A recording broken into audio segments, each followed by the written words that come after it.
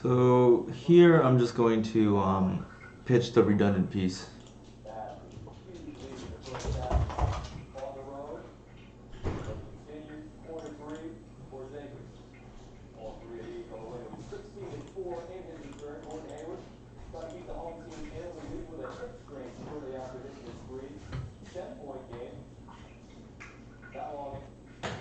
You can leave the TV on. Oh, so I can. Oh, you wanna watch? Yeah, it's okay. Up to you. Nice having the game in the background. Okay, so it looks like we're playing against Enchantress. Huh? Keep the sound off? You can keep it on. It's only not. It's not that loud.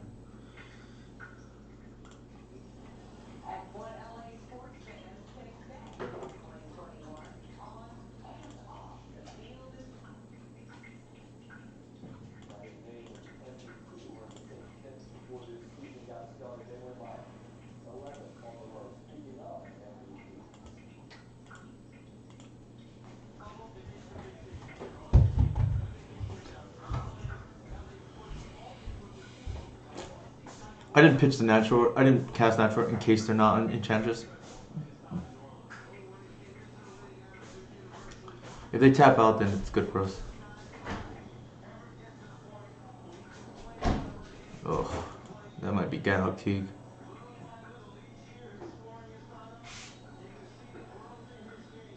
Okay, that's fine. So we have the kill here.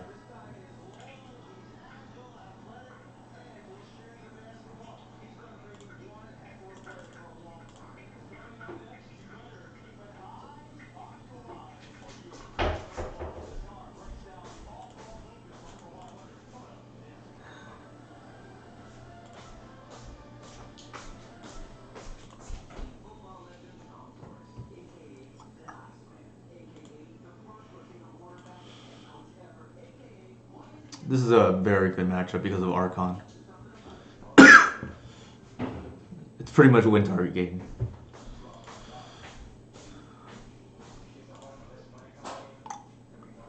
So Bob doesn't do anything. Collector Ooze fine in case they want to go for the combo route with the Helm. I think we just want to go faster.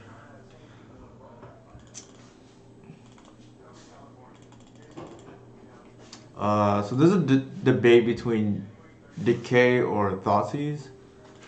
I think they have, the last time I played against Enchantress, they have things like Solitary Confinement. So Decay's probably right. Or Elephant Grass. But in general, I think we just want to go fast here. None of the other stuff really matters.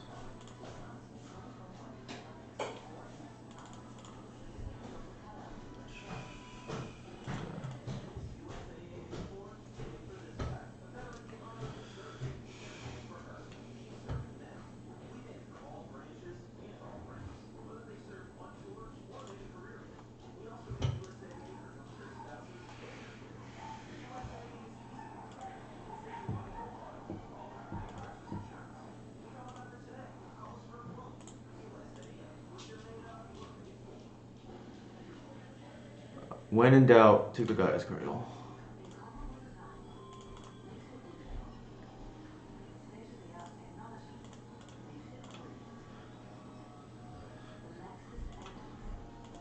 There's an argument for Thoughtseize to take their Enchantress, but if they have multiple, then it becomes kind of bad. You set yourself back on tempo.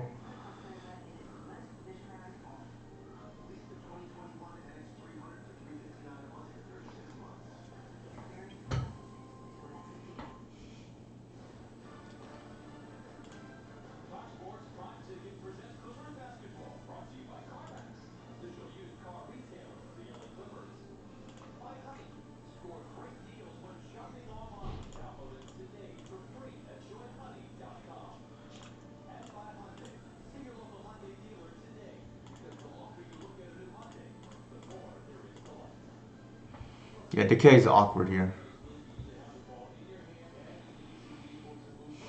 which is why there's an argument for Thoughtseize. But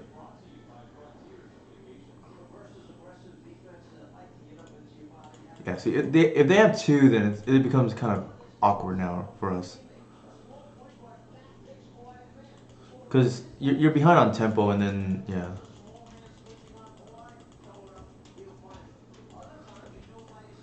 you're behind on tempo, and then they still have their draw engine.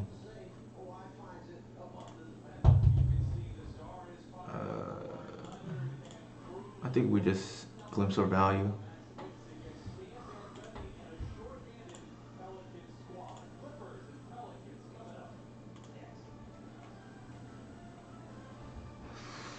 This is a little bit awkward.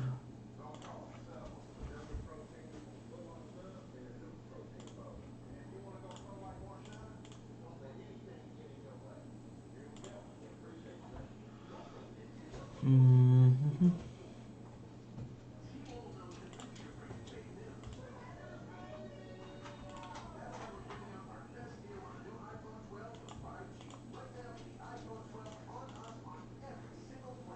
I'm saving the second glimpse, so in case we fizzle here.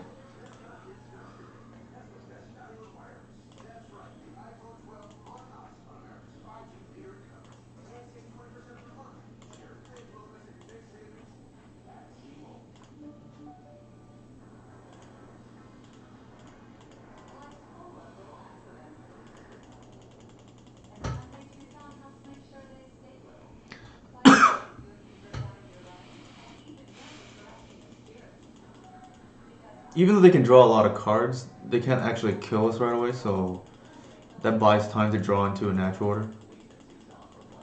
Um, I don't know how many swords they run, but Archon on enchantment used to be the game.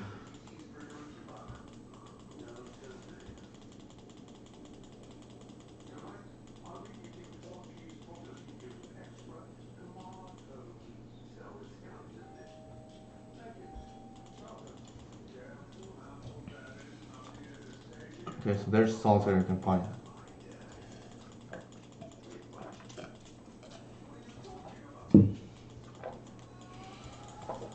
It's kind of surprising to me to see Enchantress being played.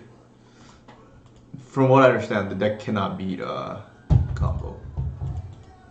Or spell based combo, I should say. That's pretty good against us.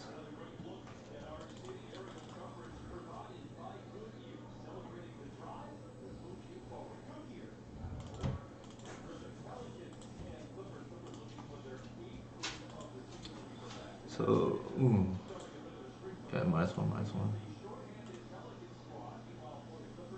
It's probably game from this point. I don't think we can beat this board state.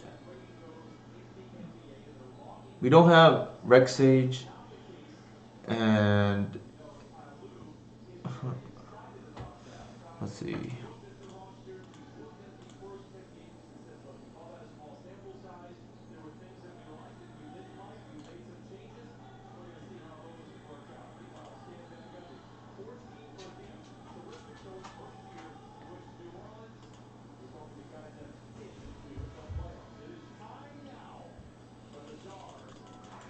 I guess we can figure out more about their deck in the meantime.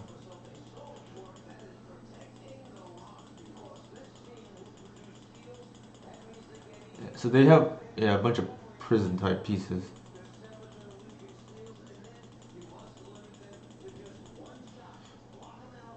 too bad we're playing against this deck. I'd like to get some practice for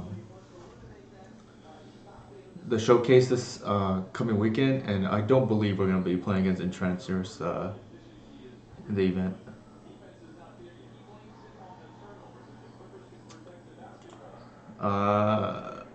Quick update on the what's been going on in the world today.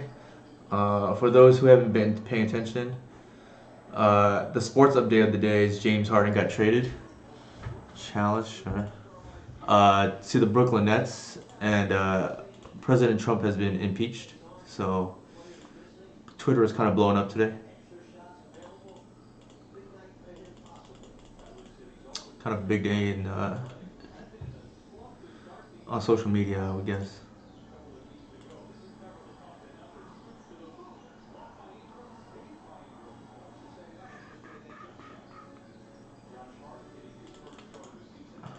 We're technically not dead.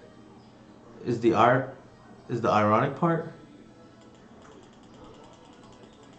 because of Archon, but we need to string together like a couple of draws here.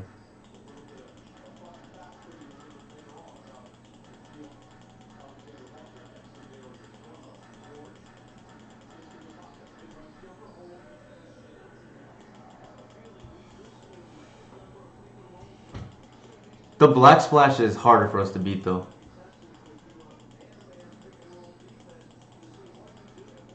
Because of Doomwake. If they can get to 5 mana.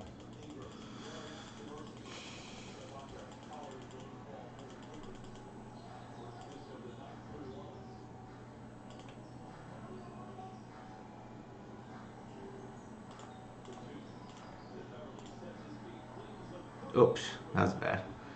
Whoops.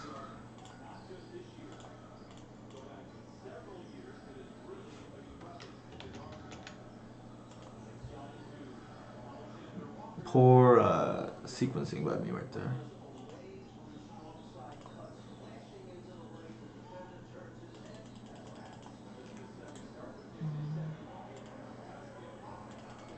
I don't think it mattered. I think we were pretty behind anyways.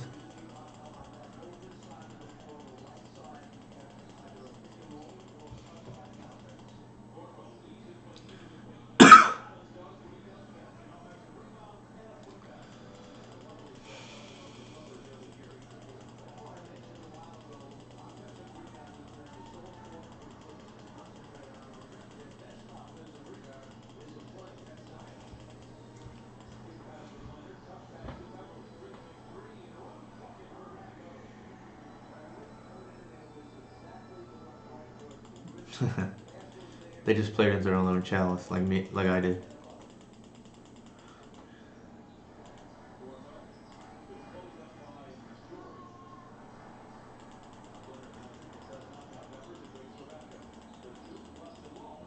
Wait, what?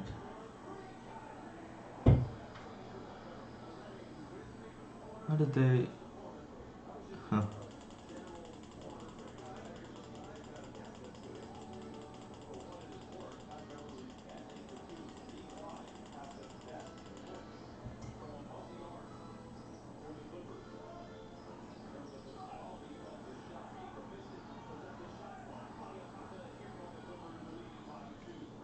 Whoa, yeah, Utopia Sprawl.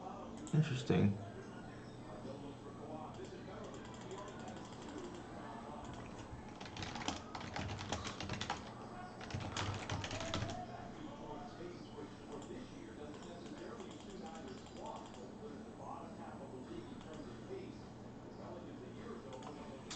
Alright, so we have the decays for the hate pieces, the lock pieces, and I still think we should just be going fast, so. Uh,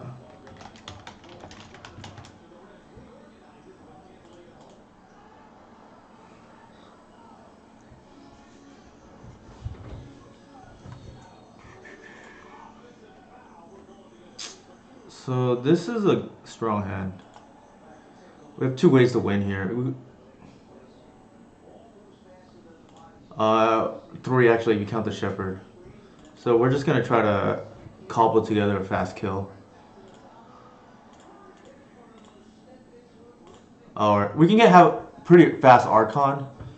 I don't know how many swords they run, but if they don't have it, they're just cold.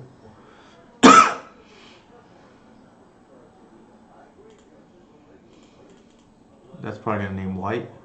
Yep.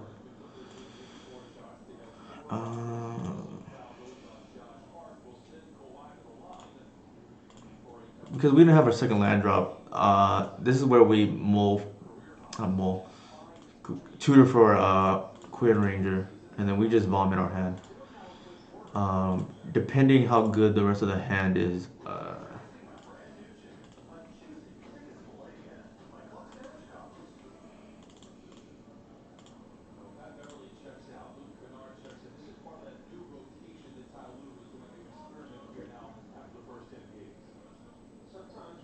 So we can actually cast an Archon here.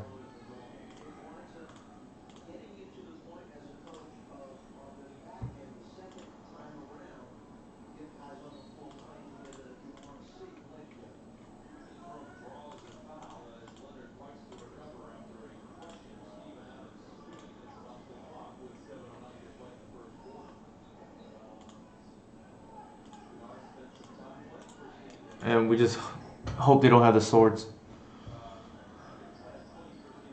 If they do, we still have a clock, but let's see. Sure.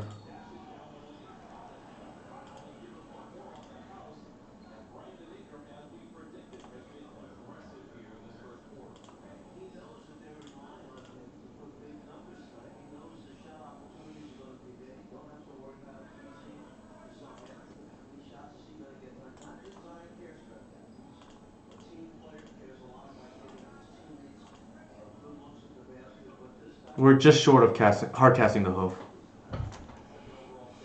3, it would have been, let's see, 6, 7, 8, yeah. Oh, sorry, 3, 6 mana. So that's good. Alright, 1-0.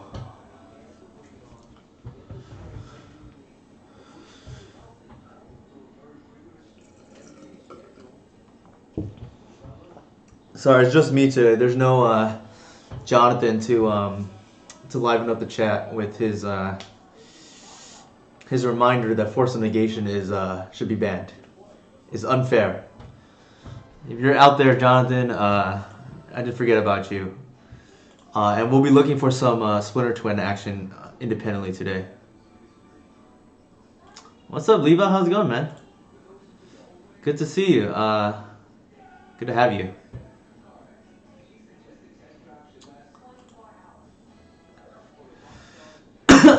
Good. We won round 1. Our hand here is kind of ugly with that Archon.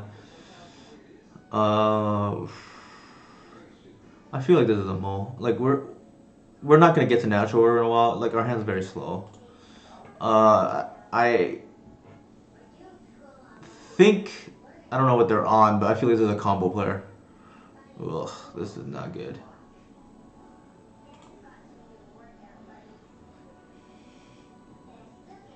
Yeah, we played against Enchantress round 1. I don't know how relevant that's going to be for our testing purposes. But we shall see. I love it. I love it. Force of negation is unfair. Yeah, so Jonathan is here in spirit with us.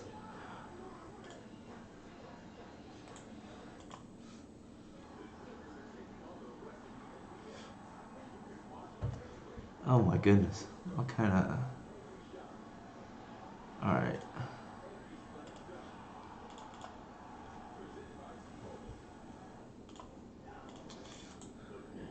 Had I known we were going to whiff on that Once Upon a Time, I would have kept the... Heritage Druid. I don't think we could keep that first hand with essentially just one land and nothing, no acceleration. And it was a mono 6 already with the Archon. Alright, that's fine.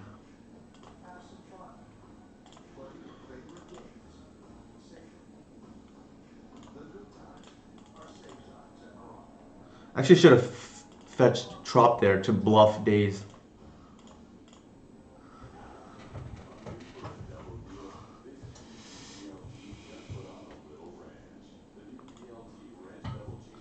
I don't actually like this matchup. Like we can't. It's hard to beat some of their really good hands. Like I think I remember playing as this pilot, and they got like turn one shadow, like clearing our board with snuff out. And I think if they have those kind of hands, it's kind of hard to beat. Granted, that doesn't happen much.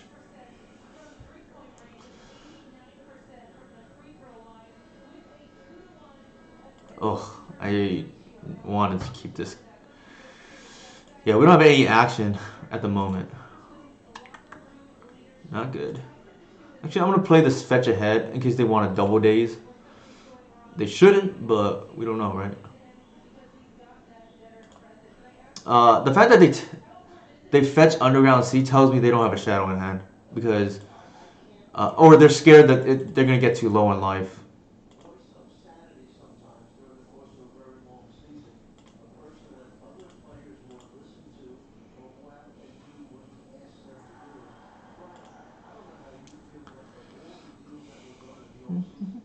Hmm. Dover, not a problem for us.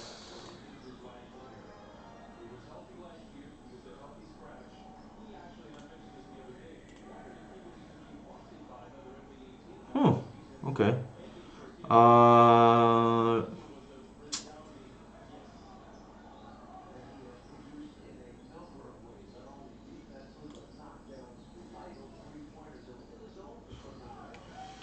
let's see if we can sneak in damage here.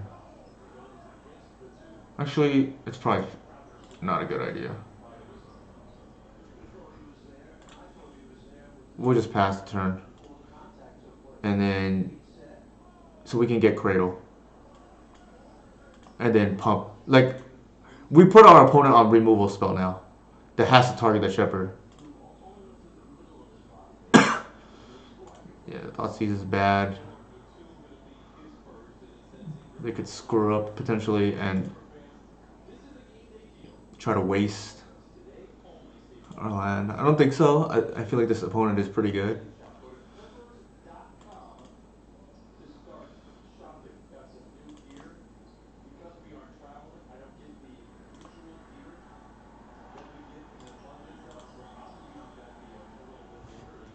Actually,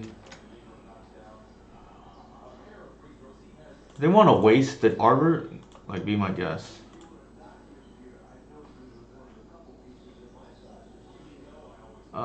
Peatland.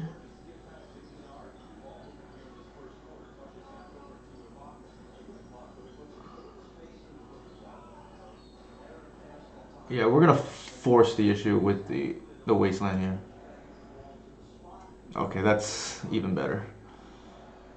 Uh, okay. What do we lose to here? If they have stifle, they can stifle the Allosaur Shepherd. But I'm just gonna play it safe.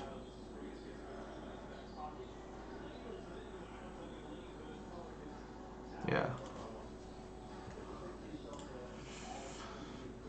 5/5 haste is also hard for them to beat. So our ground seals aren't doing anything in this matchup, unfortunately. But we do have the decays.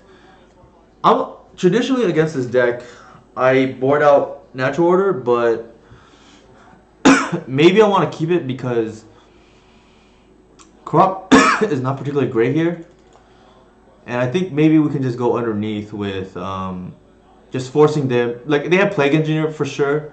Almost every deck's running it at the moment.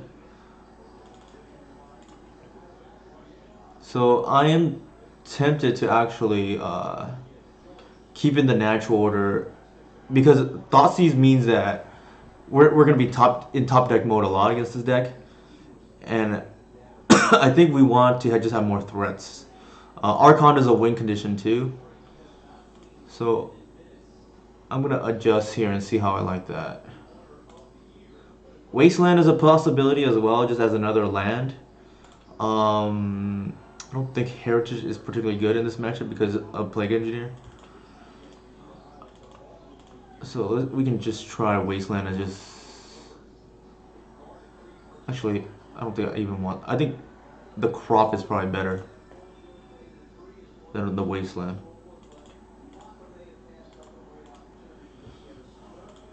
And we're just going to go over the top. Yeah, this is a very good hand.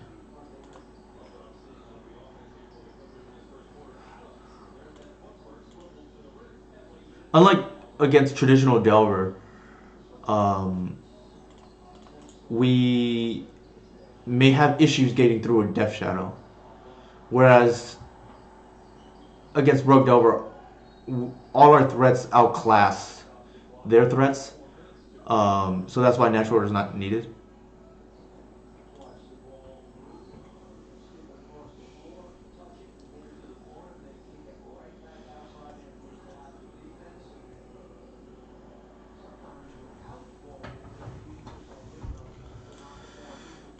We're gonna run out the...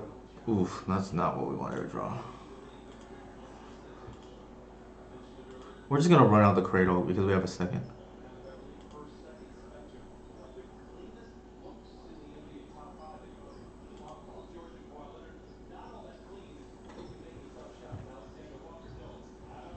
I'm kind of hoping they play the Plague Engineer here.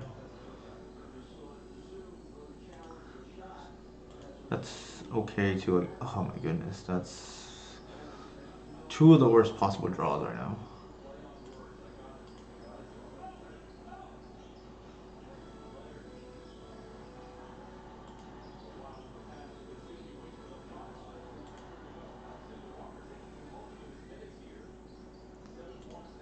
We're gonna want them to pump, and then I don't.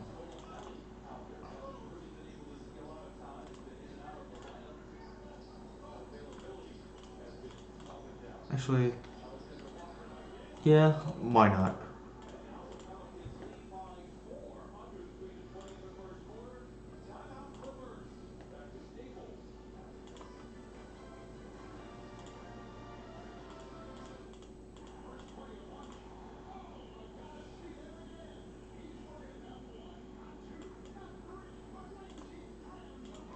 It was unfortunate we taught both of these, which is why I tend to board out Natural Order against these decks. But if I were to guess, their hand is full of removal.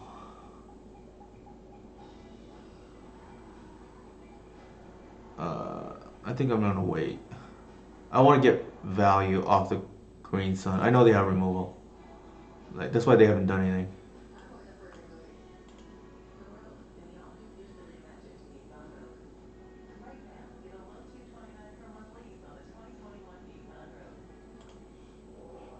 This Green Sun is um, earmarked for a Visionary.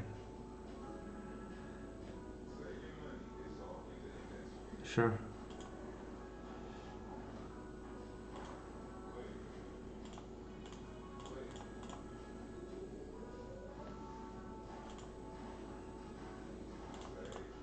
Alright, we drew the second one, so I'm gonna go ahead and play the first now. Because we want to hedge against Cage. If they want to daze, that's fine. That might be force negation. Yeah.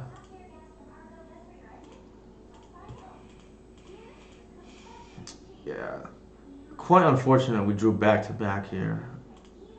So we essentially have 3 dead cards because the Natural Order is off too.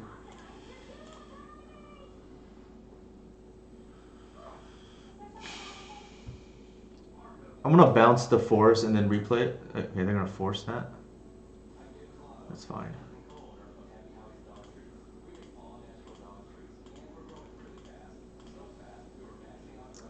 Ideally, we draw a land. Because I want to get a Reclaimer with that Green Sun. Let's exile Green Sun, sure. So that actually, that decay bought us a lot of time.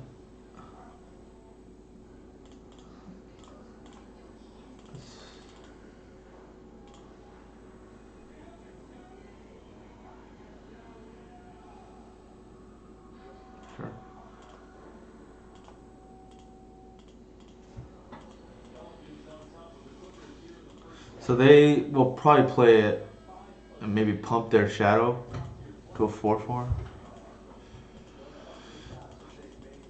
We're still not under a ton of pressure, but we do have to start cobbling things together. The fact that we saw Cage, I think I want the Visionary.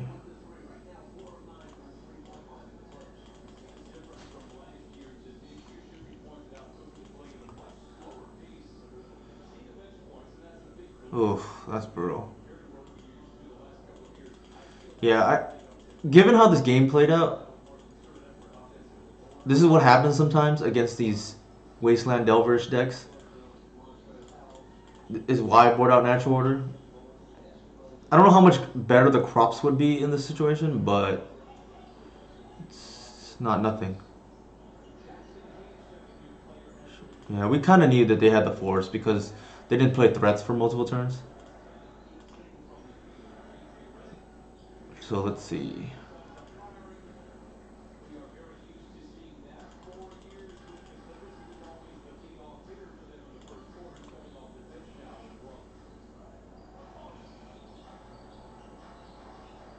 We need to start cobbling things together.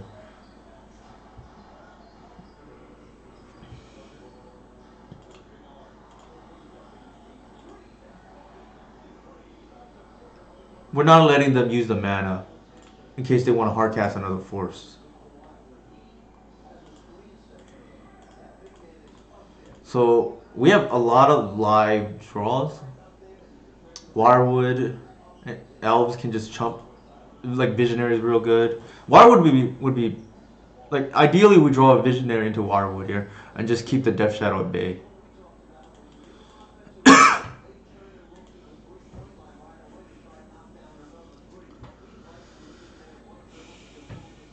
But I think I'm gonna board down to the Archon and just not chance drawing like this sequence of cards in game 3. I don't know. It didn't seem like they kept Thoughtseize in or they didn't draw it.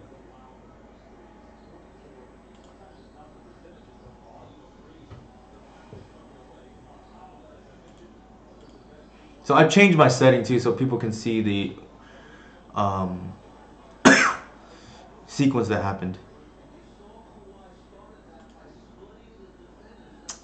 Nice.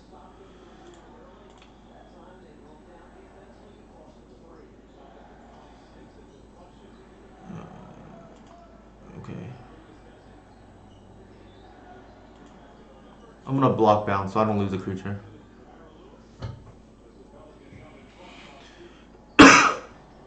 And then in the meantime, also fetch out Arbor.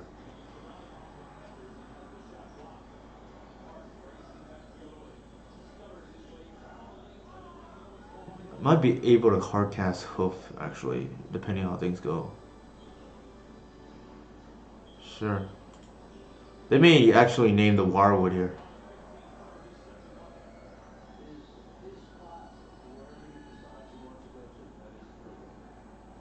Yeah, makes sense.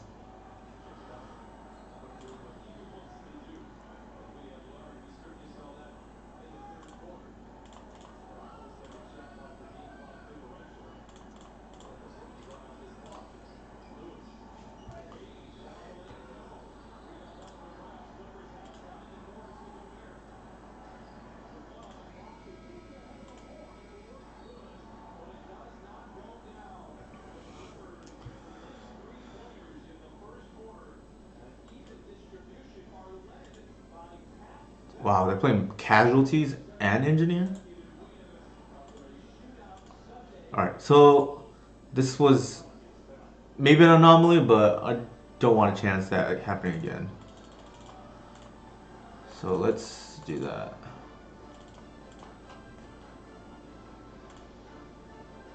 Ground Seal is only good if they're on Reanimate, but otherwise it's kind of bad.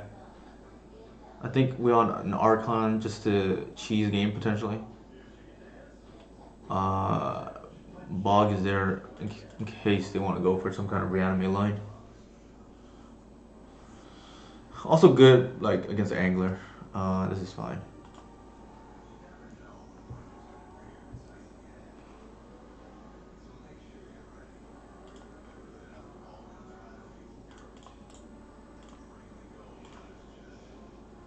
We don't have a payoff spell. That's why I didn't lead with the Green Sun. Or we don't have any kind of threats, I guess.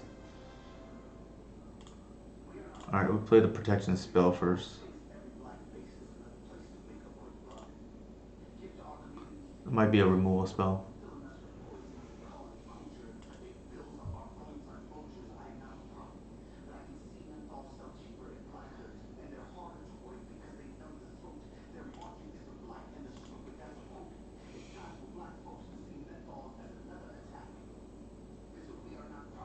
Wow, okay. Sure.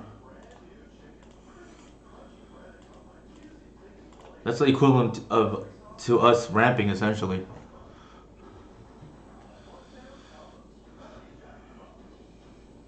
Wasteland, sure.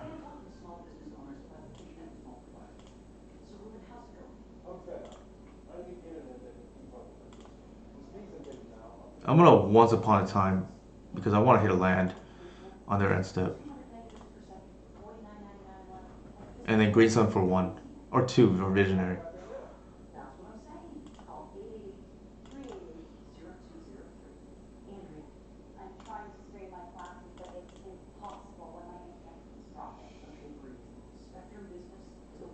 If they want to daze this, they can.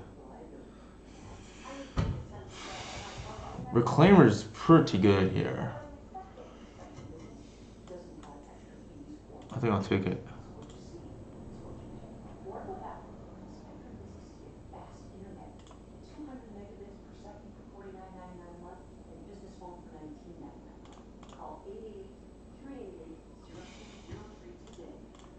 We need the mana, so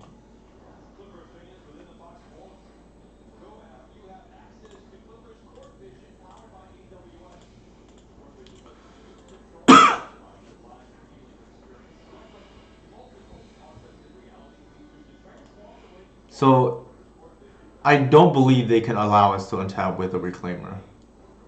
Like if they have removal, because it just means we're getting whoa.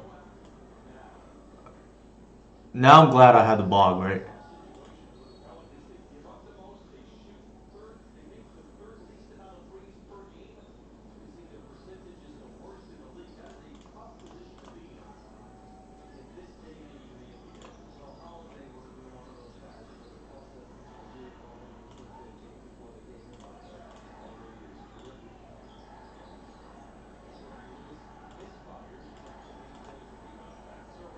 So that's kind of nice. Dark Blast with Brainstorm is very good for anybody who hasn't done that before.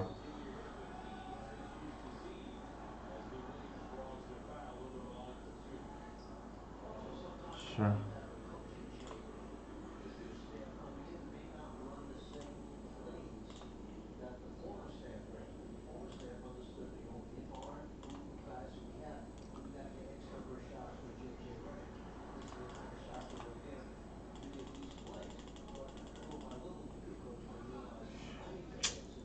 I think we want board presence. So I like the Once Upon a Time is interesting. It's unfortunate because we wanted to save this for the Green Sun, but I think we want the Reclaimer now.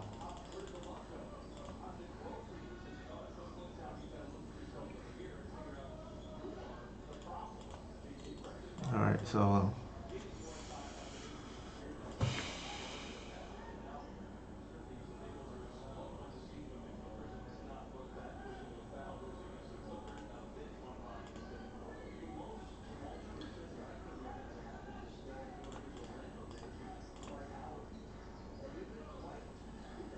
we want to daze they can.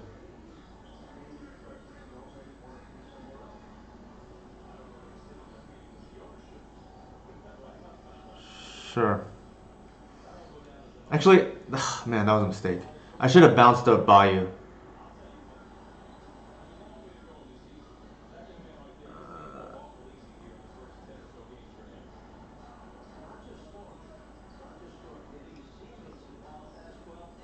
I think we won the land. So we're actually lucky we didn't get punished there.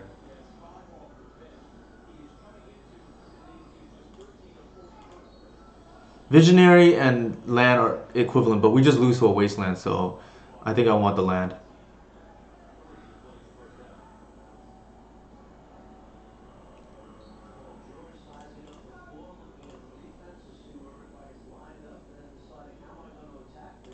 I don't think we want to turn on their shadow.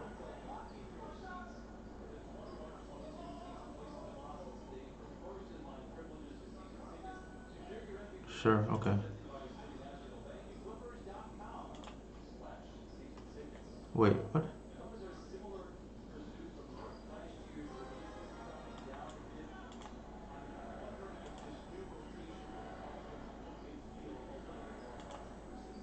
Wait, what?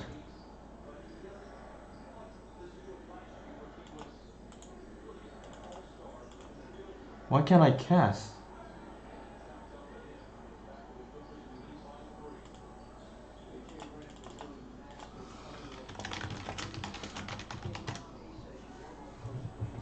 Okay, I'm kind of confused.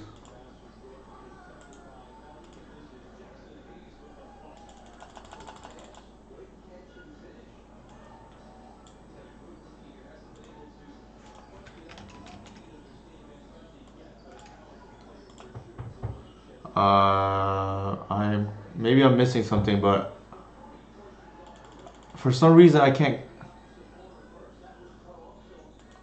Oh, brain fart.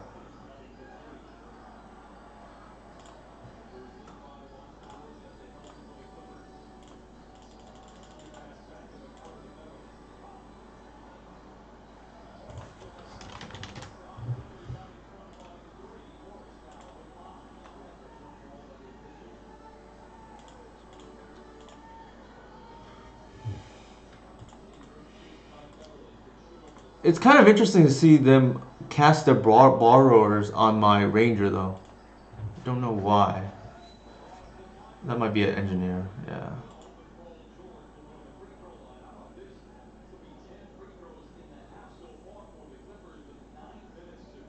Like we kind of knew this. They probably had it. Um,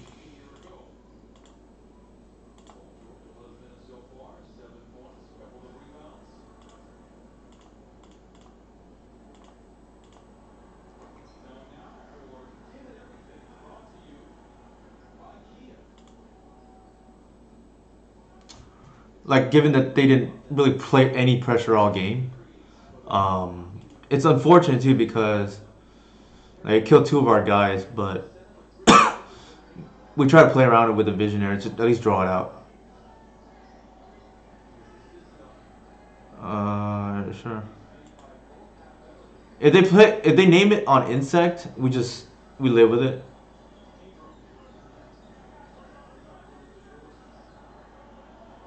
It might be on elf as well. They're probably thinking what we have and debating whether to just take the free insect or to double up in case we have a abrupt decay. Sure.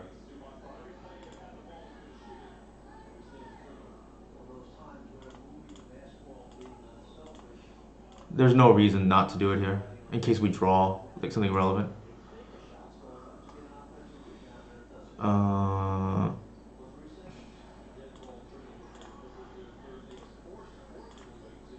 let's see what we have first. You play to play around the days.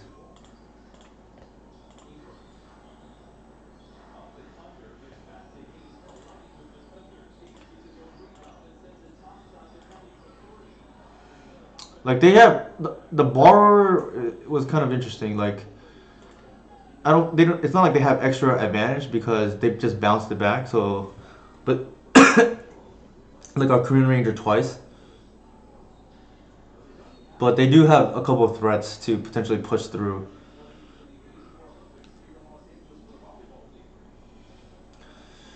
Does, they didn't. They chose not to use their wasteland because they were playing. I mean, like we're expecting multiple engineers, so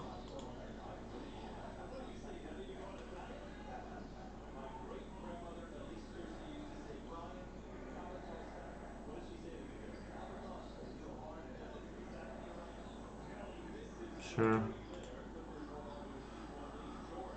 If it were me, I would have hit the peatland, to be honest.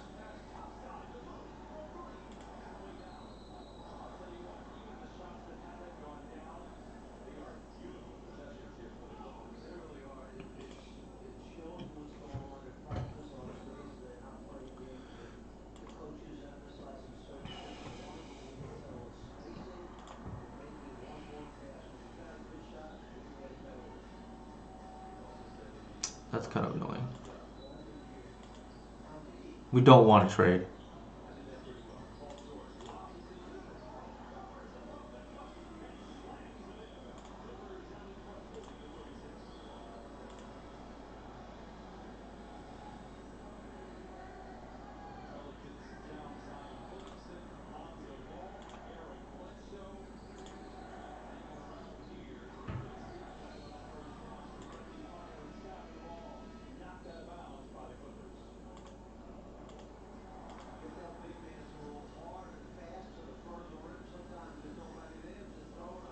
This peatland may become a liability at some point.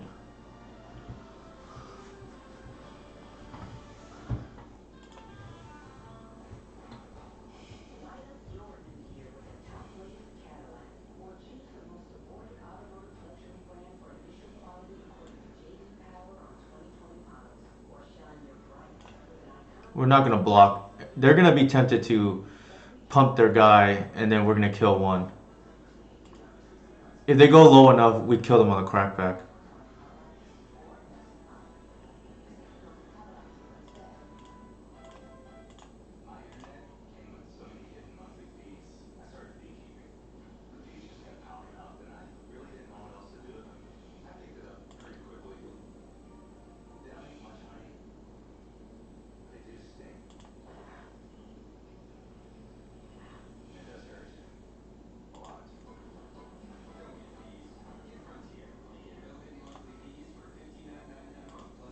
Oh, actually, shoot. That was a mistake. They have the borrower still.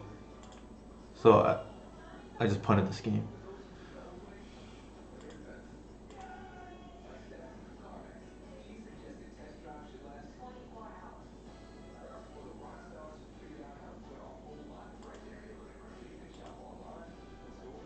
Well, not necessarily. We can chump the shadow now with the reclaimer, but that's a lot worse. Sure.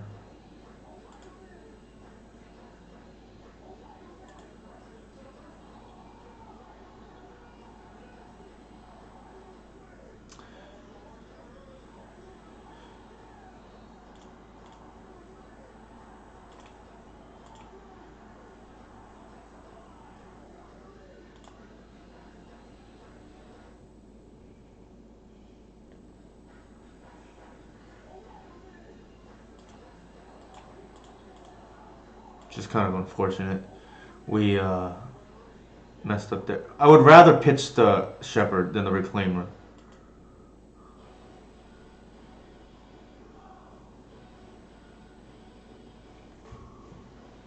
Not, yeah, I don't really like this matchup.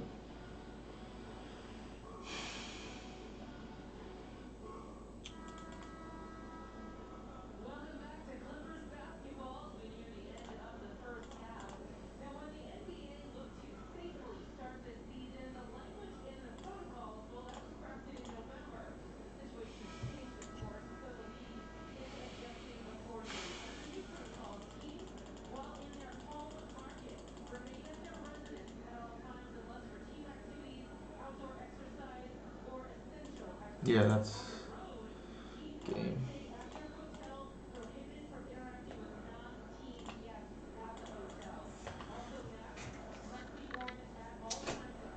I think we might have been able to win game two, but it's hard to say. Oh shit! This is a Belcher player, unfortunately.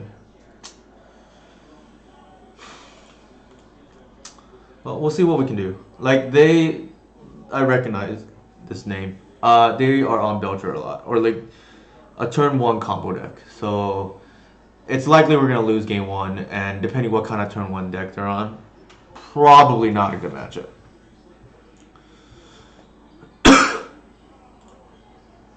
We have to at least bluff that we're on a Force of Will deck.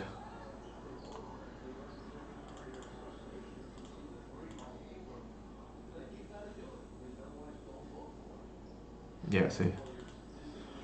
Looks like it's Oops or Belcher. Looks like it's Belcher. But if you're them, they see my name, they probably also assume elves. We need them to whiff, so there's a chance actually. And I think we're dead. Like there's a sequence where we can actually stabilize if they pass a turn, but I don't think they're gonna pass a turn based on how this is playing out.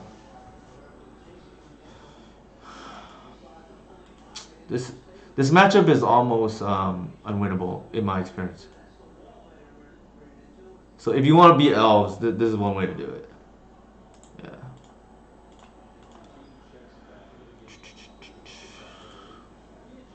Yeah. There's some value in looking at their deck, but we already know they're on the Echo version.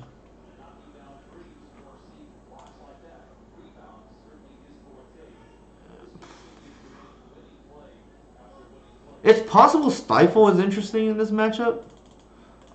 Let's bring that in and see what we do with it.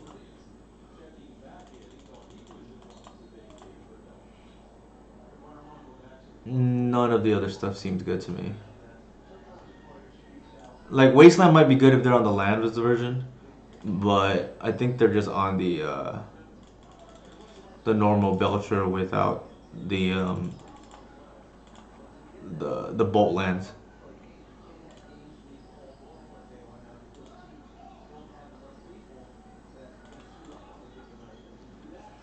I don't think Wasteland's where we want to be in this matchup. It's I guess we can see. This is pretty damn good.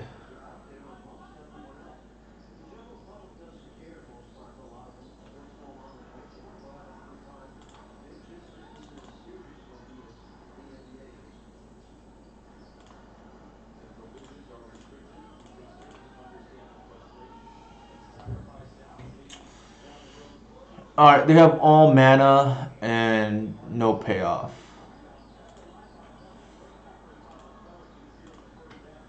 The reason why I didn't leave Stifle up is because in case they have an Echo hand.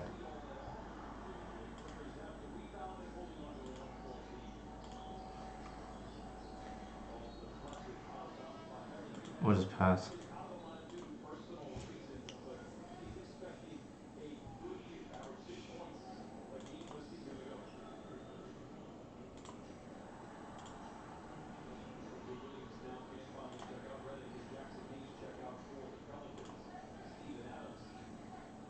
I'm gonna do everything in step.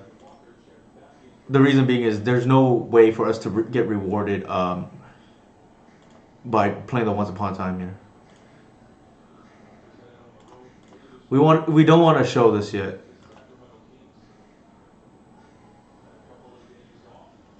Oh, Ranger's good because it unlocks our hand.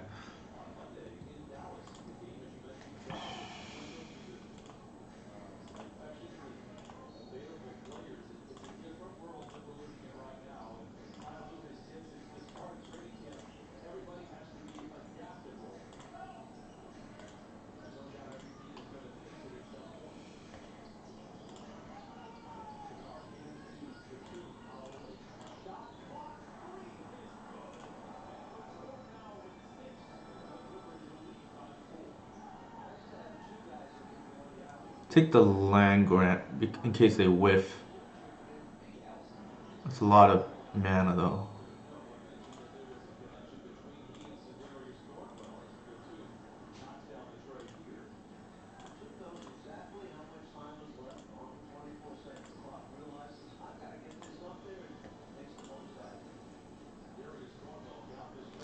Hey, we'll see. We are 1-1 in our league.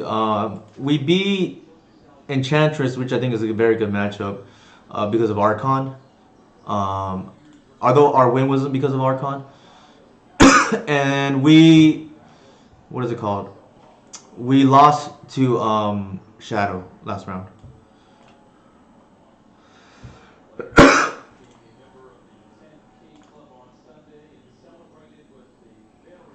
I'm just trying out. We'll see how it goes. Like, I think we have the kill here.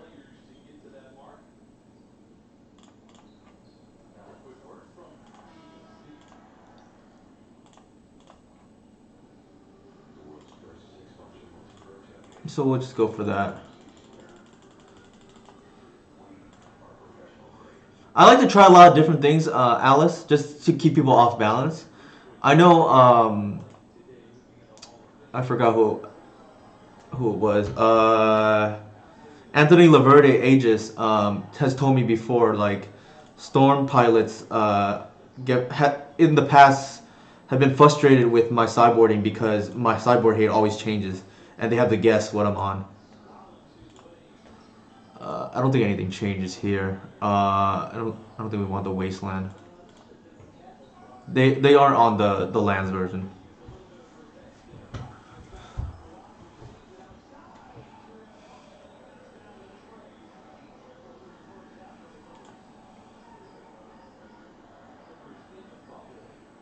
We don't have mind break traps, so there's nothing to mold to. So this is probably as good as it's gonna get. Like turn one Thoughtseize. It looks like they're trying to get Echo plus LED now because they're down to 3 and 4 cards respectively. So we'll see. It's likely that the other two cards are Echo and LED based on the fact that they move so aggressively here. Yeah, there it is. It's unfortunate because we can't punish this like being a non-blue deck. Like it's actually kind of aggravating.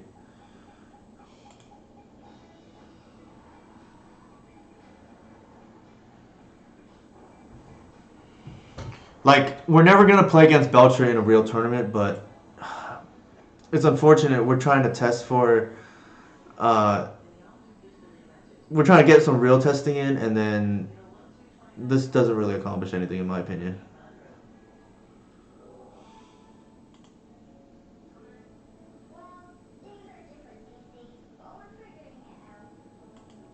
Okay, they might actually echo us again. Yeah. So it's funny. They had the Force of Vigors in because they're expecting Layla and the Void, which is a very common card in my sideboard. And for all intents and purposes, please spread the word that I always have 4 Layla and the Void. Just so people are always in fear of it. I think we have to lead with the Thoughtseize because we don't want to die.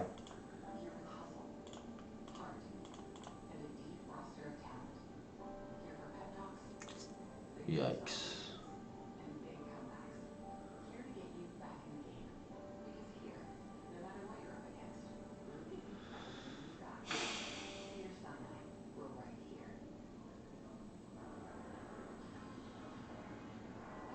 I think the line here has to be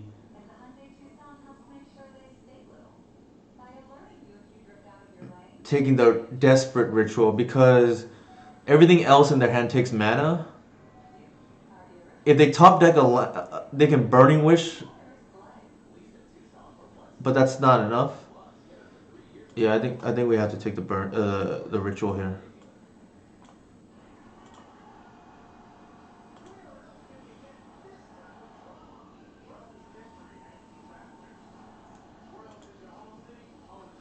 All right, so they have the Burning Wish now.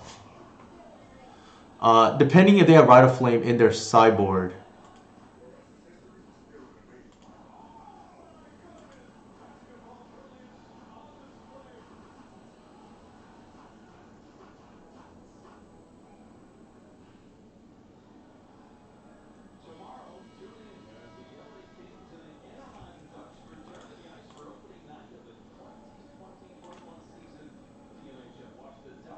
Uh, yeah, there's no way to.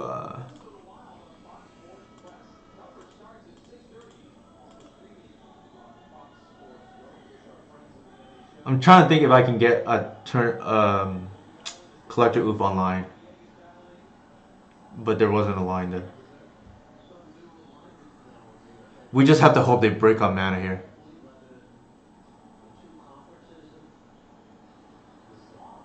Oh, they have the Simian Spear back.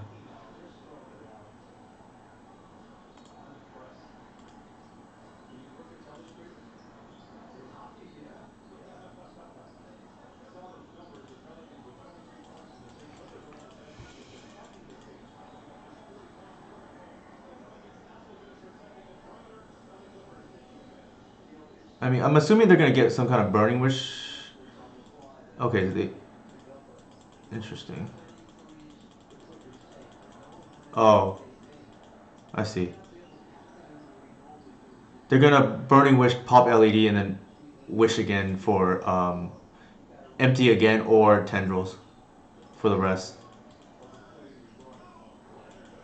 My guess is the tendrils is not very good here, so they're gonna empty, which actually buys us time.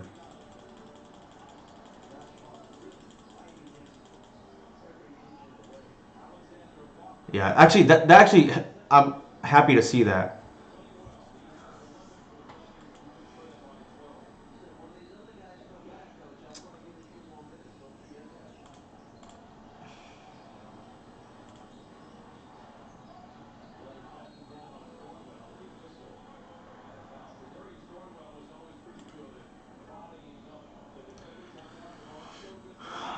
We can survive one attack, 3, 4, and then kill on the following turn. Because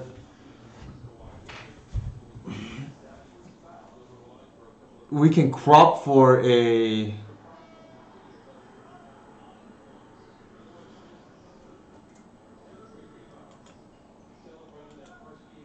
We can crop for an arbor, and that's gonna represent lethal.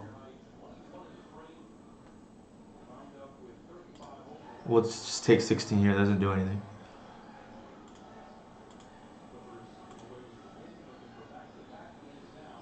I'm debating if it's better to crop. I think it's better to crop here.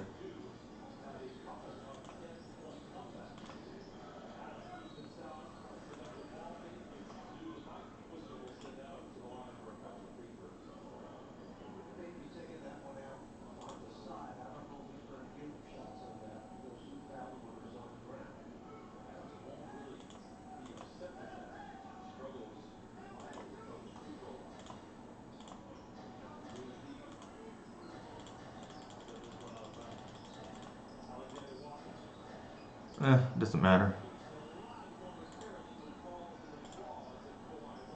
Wow, we stole this match. There's no way we should be able to beat Belcher. So we gave one up earlier that I think we should probably.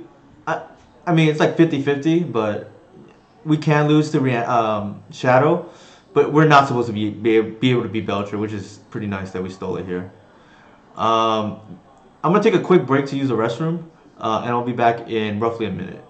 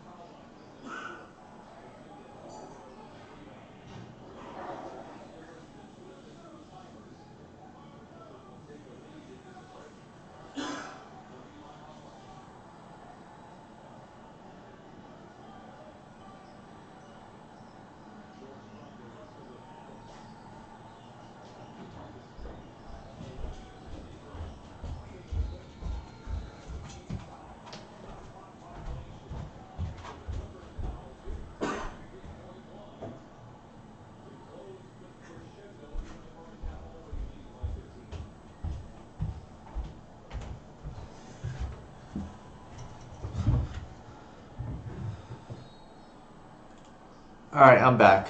I thought about it while walking to the while using the restroom, and it was definitely correct there to end step crop rotation for arbor.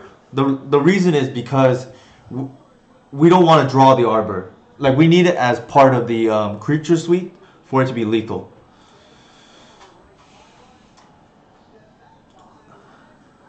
And I have the TV on in the background. Looks like my Clippers are winning right now, so that's good.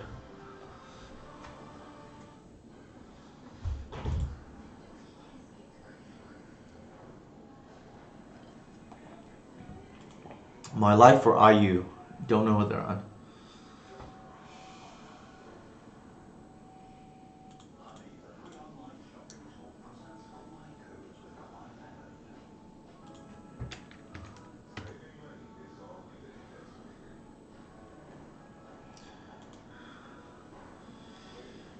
Yorian. Sure. This is fine. This is actually one of the scenarios where Heritage Root is better than crop rotation, and the reason being is because um, you wouldn't be weak to a wasteland. Wow, they moved to one. It's almost like they know what we're on and are trying to mold a hate.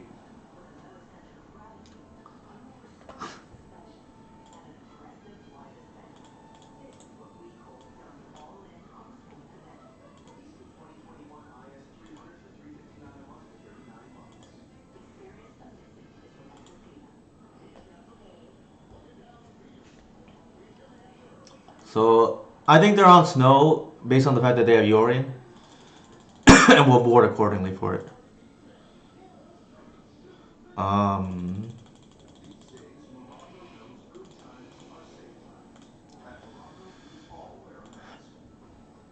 Ground Seal is nice if they're on Arcanus, or yeah, Arcanus, but we don't know what the like if they're on that version. I think for now we'll probably just keep as is,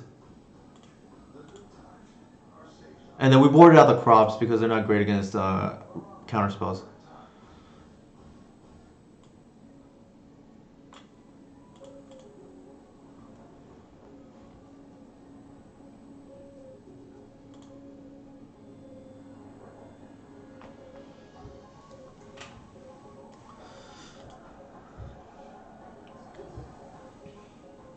Part of me wants to run a Raminette excavator for the Cabal Pit package for continuous removal, but I don't really think hay bears are the issue at the moment. Like Plague Engineer is problematic, but I think in most cases you don't want to have to answer it. And you do have the Progenitus kill. So let's see if they're going to be as aggressive this time with their mulligans. This is a virtual mode of 5 already. Ideally, I mean, you only want like 2 to 3 lands. Alright, we can put the Progenitus back.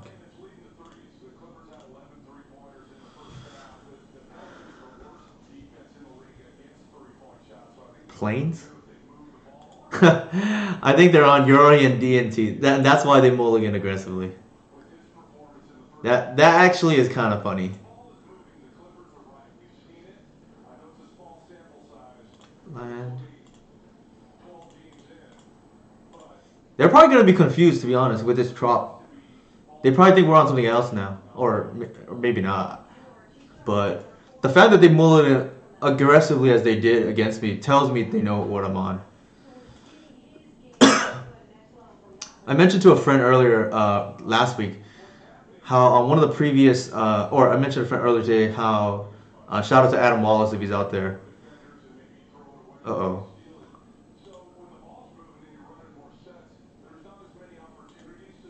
Whew, that would have been problematic. Oh, I mentioned Adam Wallace. Yeah, we had, of course, that we had a player last week, an opponent, uh, type. Oh, that list is not your list is not put. We had they were on depths and we had Caracas in hand, and my opponent said that Oh, that wasn't in your list that you posted, which is kind of a little bit disheartening to hear because uh, usually I produce this kind of content for free, and to hear it being used potentially against me is it's kind of rough. But that's what other streamers deal with, so I mean I'm no different than anybody else in that aspect.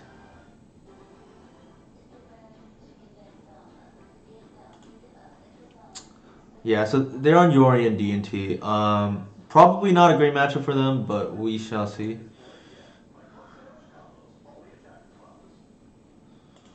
It's unfortunate we drew the Progenitus. And we misboarded because we don't really want to draw our Thoughtseize in this matchup.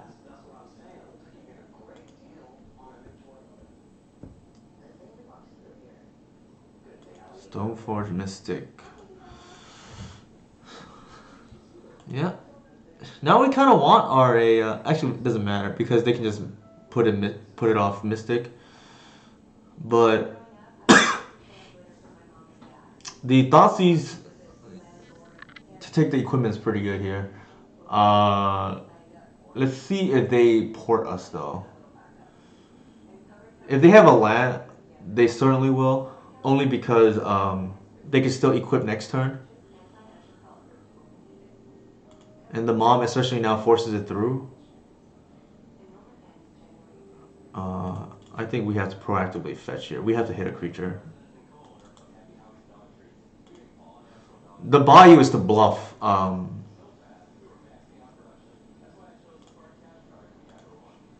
To bluff abrupt decay.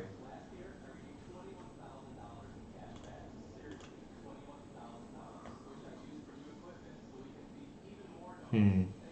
Not what we wanted. So our opponent now has the satisfaction of knowing that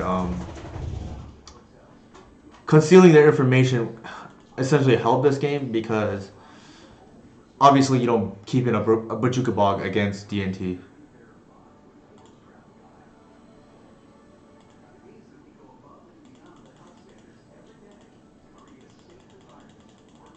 We should still be favored game three, but it's kind of rough here.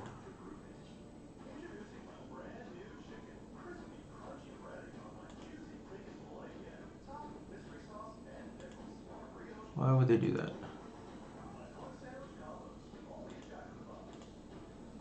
Oh, they want to force the damage?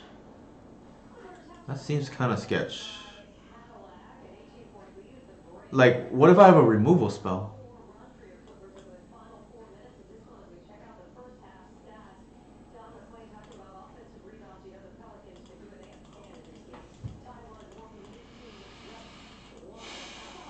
Like, that doesn't make any sense to me. Unless they think that's their only route to victory.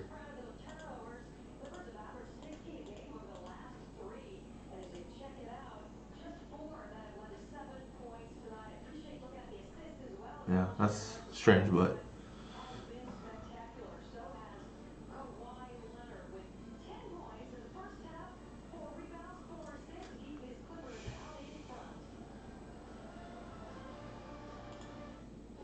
yeah, I guess they think they have to force through damage. Otherwise, like they give me a chance to draw out of it. That's the only explanation I can think of.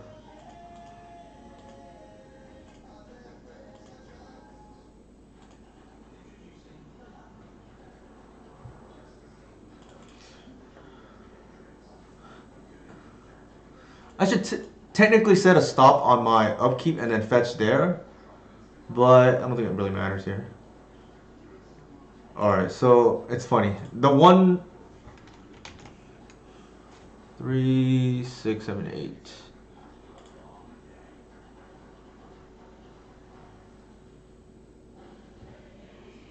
Hmm.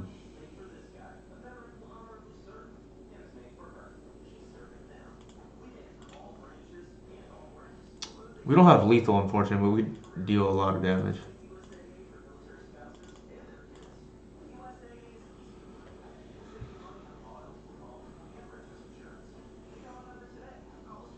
The thing is, we have to actually do it here because we know the GTA is going to connect the following turn.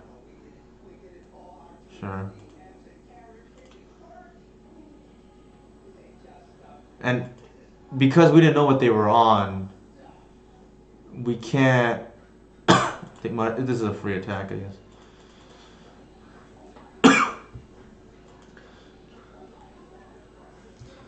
Um, because of how we boarded, we don't actually have an out to the GTA here.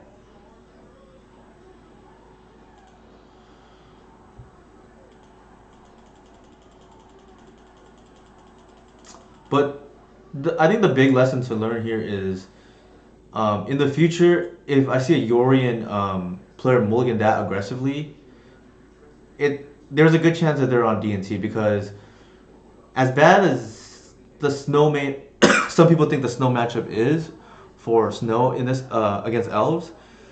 I don't think I would mulligan that aggressively against elves if I were from the snow perspective.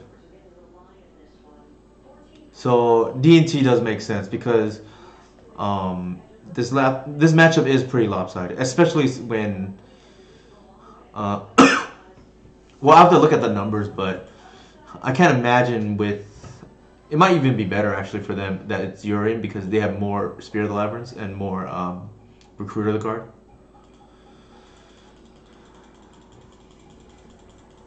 So I don't believe we're gonna win this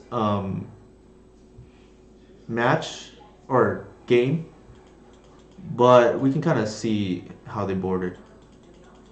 We don't have any outs like right now to GTA unless we well the fact that they use it up means we can actually top deck. Actually, that doesn't even work because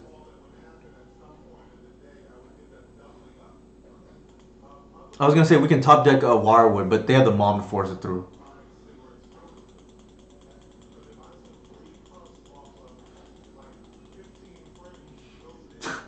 It's funny. Our opponent kept in Batterskull, and having played this matchup from the other side, I think Batterskull is really bad in this matchup.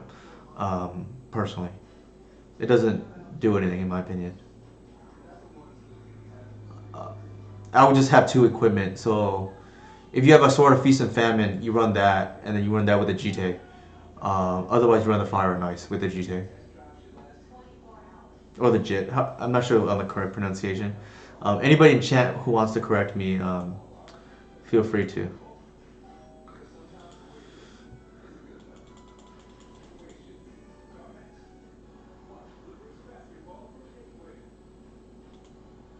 It didn't really matter here that we misboarded, for what it's worth. The bog, I guess, could have been another cradle, but the only thing it means is we don't have any outs. Is the problem. I'll just concede to save all you guys time. Like if we had drawn a Thoughtseize, that would have been pretty bad. But I think now we can just board everything back in.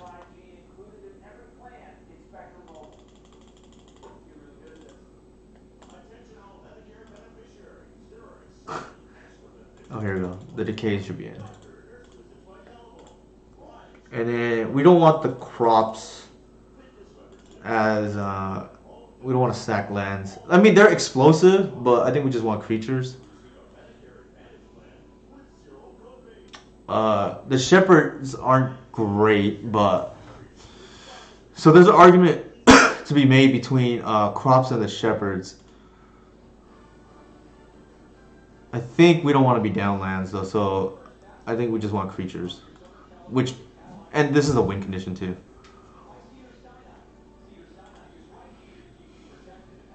This version is probably the worst. Oof. I mean, it's not great, but it's good enough, I think.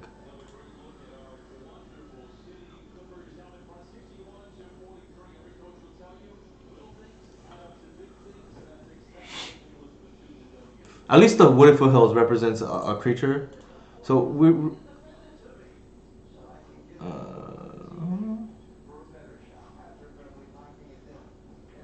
I think we take the Visionary here. Actually, no. We take the Warwood because Well, the Visionary draws us into another card. But the Waterwood is better tempo wise, so I'll do that.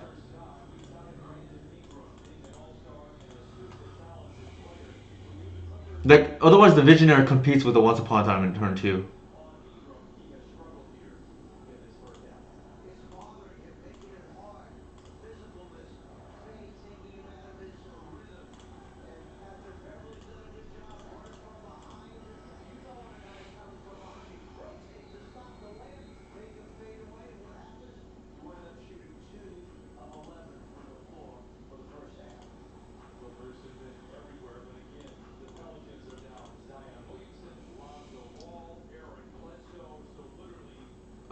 I think we want the Ranger to protect our lands.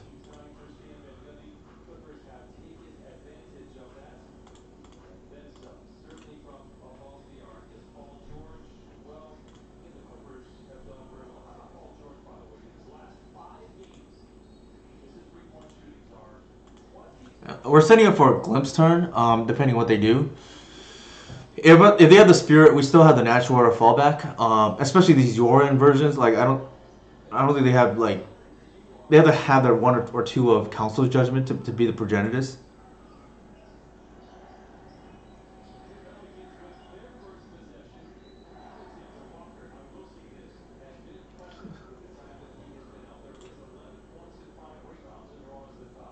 Oh, that smells like containment freeze. That, yeah,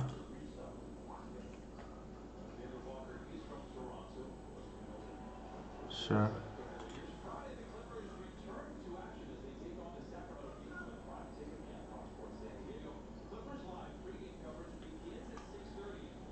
Hmm.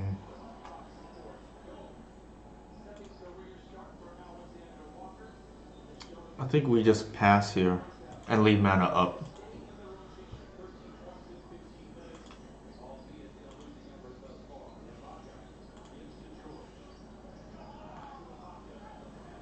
Sure.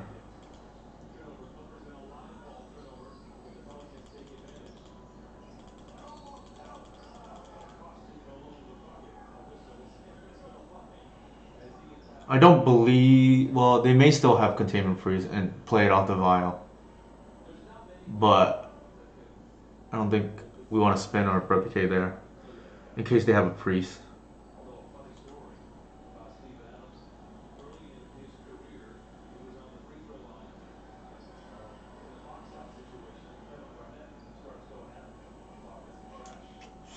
So it'll be interesting to see what hate bear they get here. It's either priest or a spirit, in my opinion.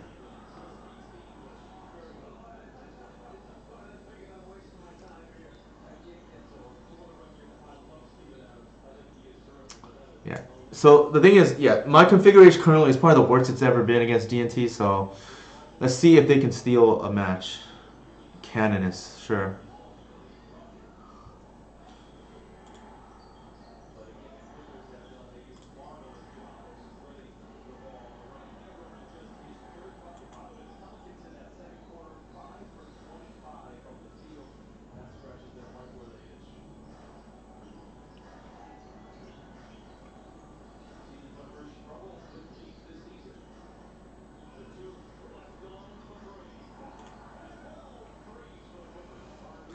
I believe we have to decay here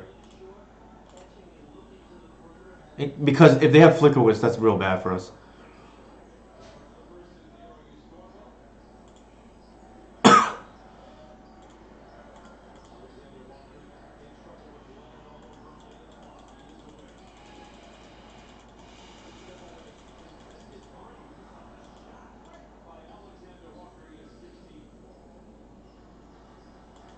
Oh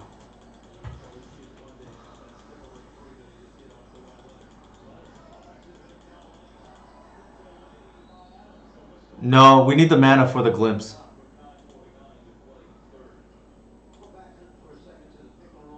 That's why I didn't do it. And in this case, natural order, right?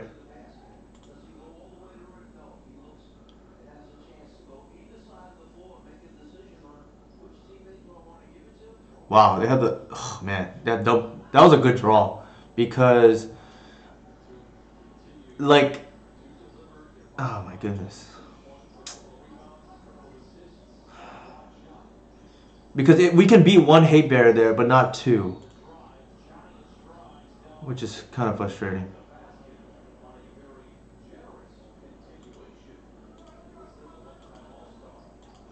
Yeah, I think we get that game there. We get this game if they didn't top deck the Spirit of the Labyrinth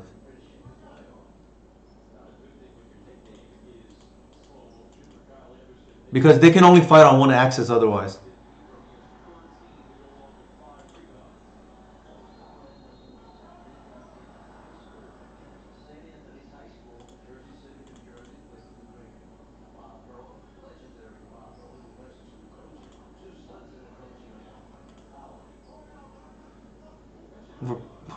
Man, that's rough.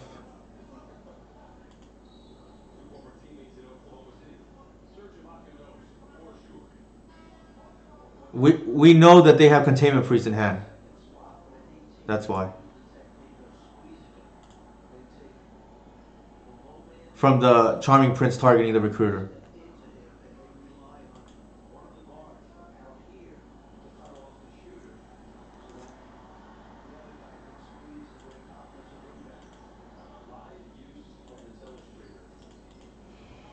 Actually, with that on the stack, I should have fetched for the Arbor. That was a mistake.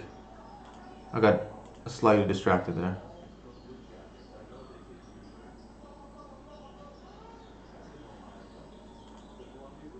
Doesn't really matter here, but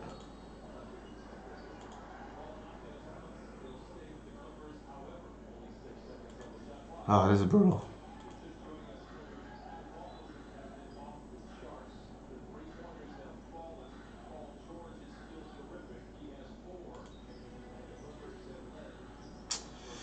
That's brutal. Yeah, we kind of got unlucky, but it's part of the game.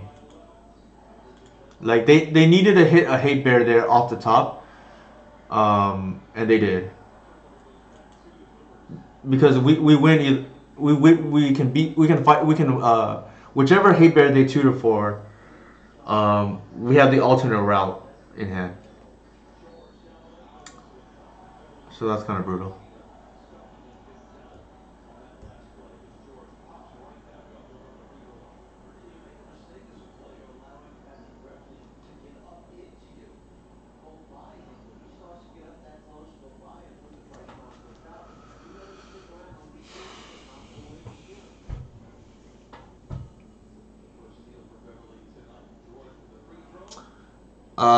Yeah, I don't think it's playable. Uh, Pangolin.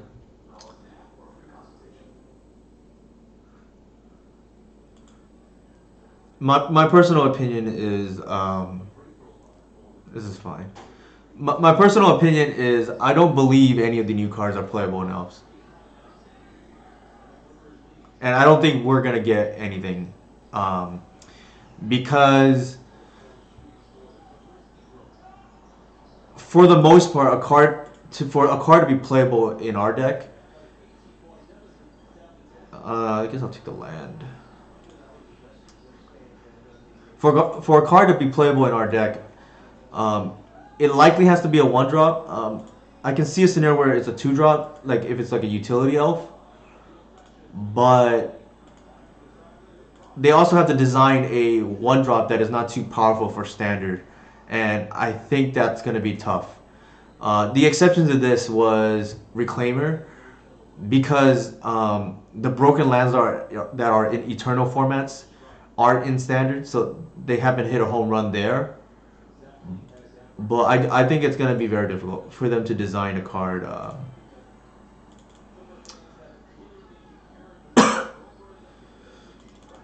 To design a card that is a good, powerful enough for us without warping standard is why I am not very optimistic.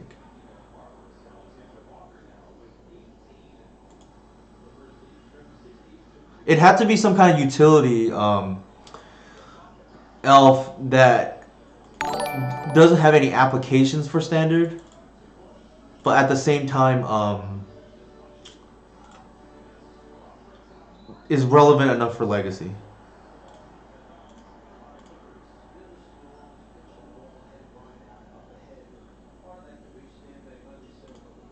Yeah, I think that might have been. If he said that, that's probably true before. But I just think with the power level increase over the last, um, like 2 years roughly, or 1.5 years, I just don't think that's playable anymore. Or if you play it, like you'll win in spite of it, not because of it.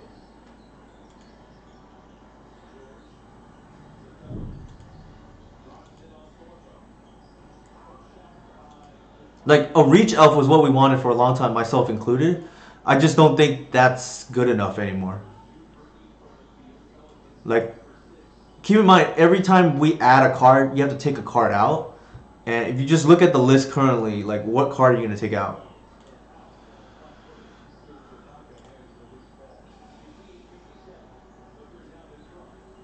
Okay, we don't really know what they're on. Some kind of artifact-ish deck. Yeah, like, I'll bring up my list right now since we're sideboarding. Um, Granted, my list is different than the stock list that Julian and others are running. But like, what are we taking out? Like, these crop rotations here are normally heritage druids. I don't think you can cut that. Reclaimer and Nettles kind of do the same, not the same, but they fill the same beater slot, so to speak. Uh, I don't think you can cut that either. I mean, I guess you can cut that if you want to go all in on a combo. But Nettle helps for the combo, and Reclaimer gives the grind engine that this version uses. I personally think, regardless of the version you play, you should be playing Once Upon a Time. It's a free cantrip, and um, it makes it so that we don't have to mulligan as much, which is more relevant in a deck like ours that is a critical mass deck. Um, I think we want Progenitus because we saw green, which means they probably have Oko. Uh, Oof might be pretty good. Oh, so I was going back. So like, I don't think we're not cutting shepherds. Like, unless like Arcanus and some of those broken cards get banned, I don't think we can cut shepherd anytime soon because it allows us to play unfair in some of the ways that some of the other decks play unfair. Uh, I get the feeling they're on some kind of Goblin Welder deck.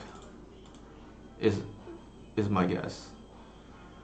So I'm probably gonna board out for speed.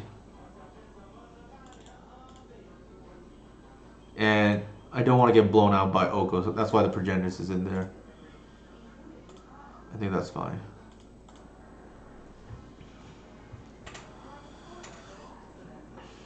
I think what Julian is probably referring to is if we can have a one drop mana dork with reach, then I'd probably play that. Like, that seems pretty solid to me. Like maybe a 0/1, let's just call it Wildborn Elf or something because Wildborn had reach, Wildborn Preserver, and if it just was a 0/1 Llanowar Elf with reach, I'd take it.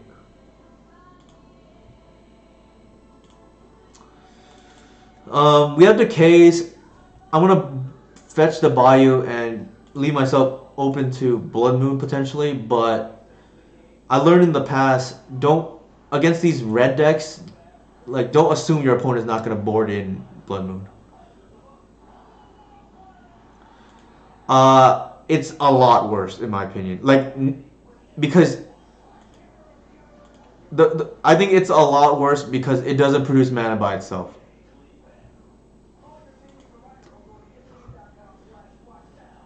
Like if you would have to remove the other clause. The problem is then it becomes too good for standard, right? Like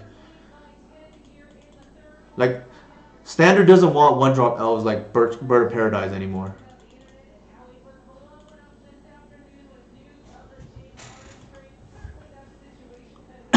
Even if it was for green, like only instead of any color like Birds of Paradise is. Yeah, so this is just kind of strange deck.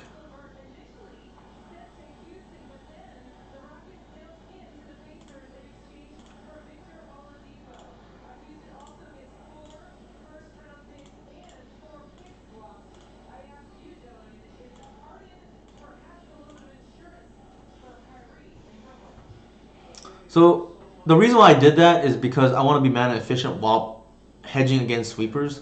Like these red decks are all packing um, blazing volley these days, and with the second decay, I don't want to just overextend and lose when I feel pretty good about our position.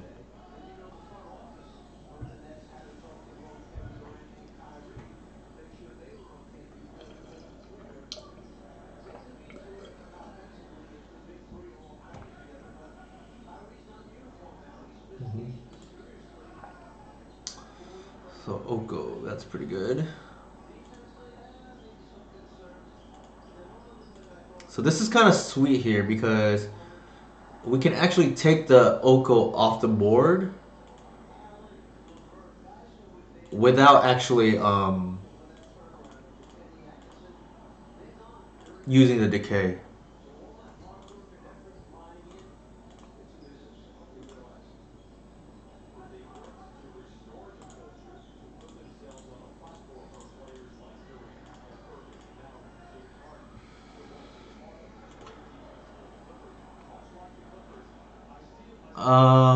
Hmm.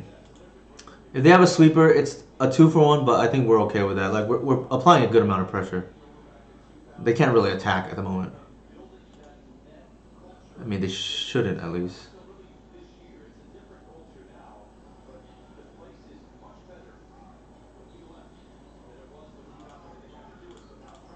Okay, sure.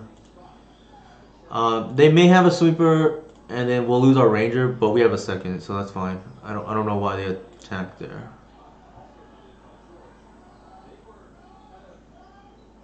It's I think they may have a sweeper here.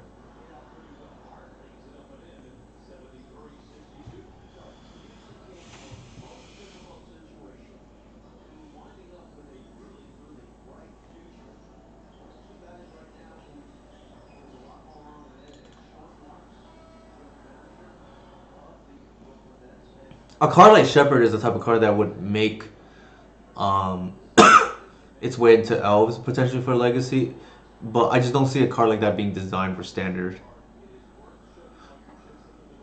Sure,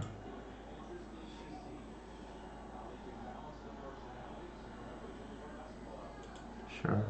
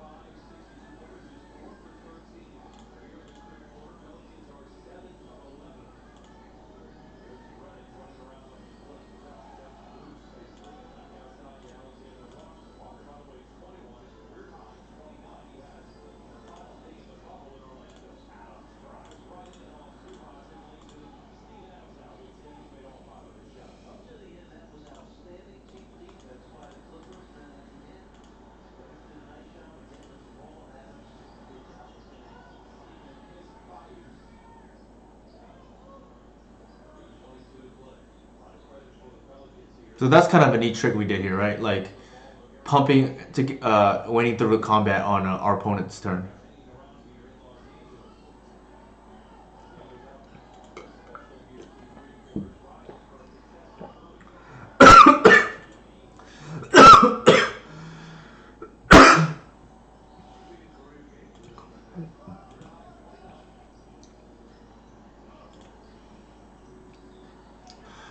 2, 3, 4, 5. Excuse me.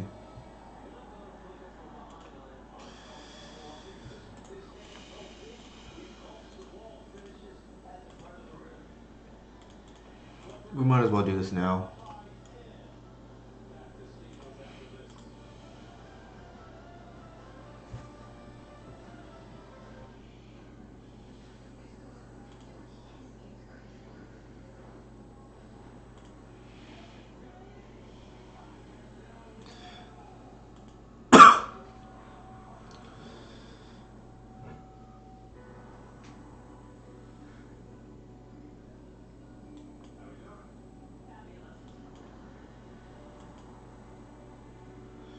Okay, so we were playing around.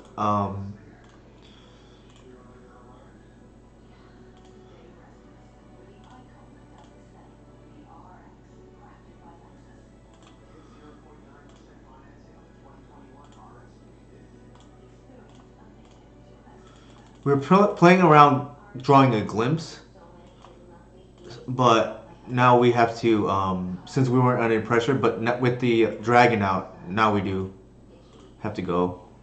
And we can't play around sweepers anymore at this point. With a dragon on the board, yeah. So we went 3-2. Let's go back to our losses. We lost to, respectively, um, Shadow and Yori and DNT. I think both I feel good about the matchup, but and we surprisingly beat Belcher. We could run it back for another league, but I think we're a little bit unlucky in the DNT matchup. We probably got real lucky in the Belcher matchup. I don't expect to win that. Uh, Enchantress is a good matchup, I think. And then I think Shadow can go either way, but it's probably one of the better Delver variants against us, besides maybe Blue Red. Just because they have Thoughtseize and Plague Engineer.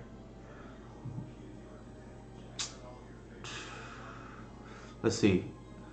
I think the only difference is in these two matches, maybe we want more removal, and I can play a Cabal Pit.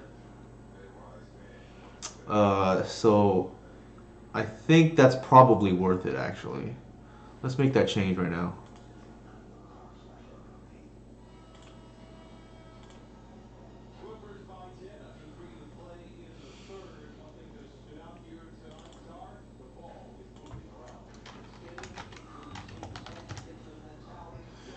Actually, I think we're gonna play the Grasping Dunes only because, um, well, actually, it doesn't kill Plague Engineer as a problem, and I don't think I'm gonna prepare to beat. I'm not gonna have sideboard cards specifically for Delver. It's good against Arcanus,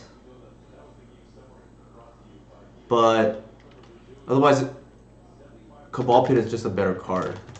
I think I like that. I'm gonna see if we can win without having to play Grasping Dunes for this next league. Let's just make sure we have the right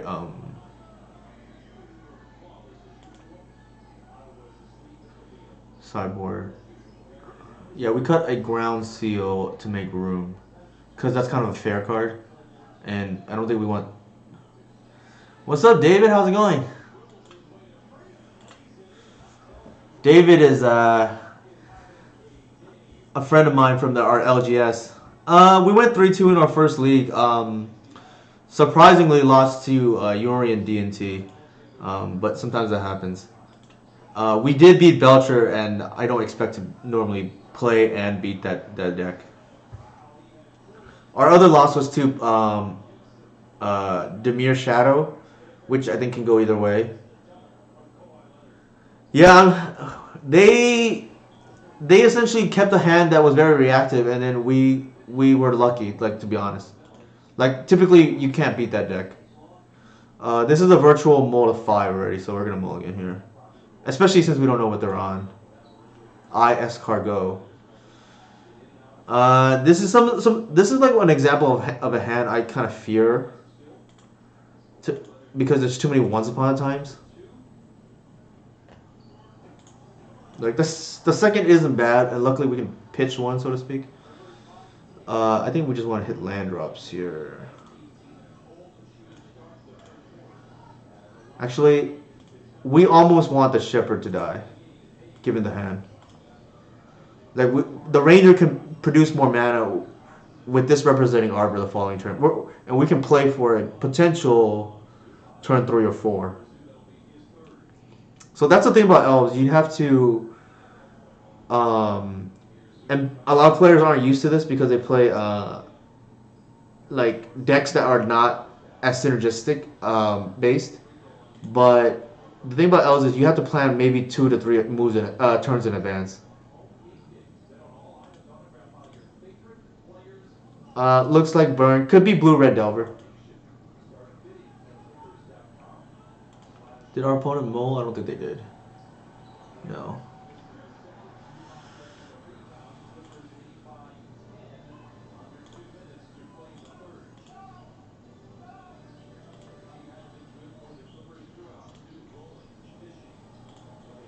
We're gonna end step once upon a time here. The Peatland was not a great draw.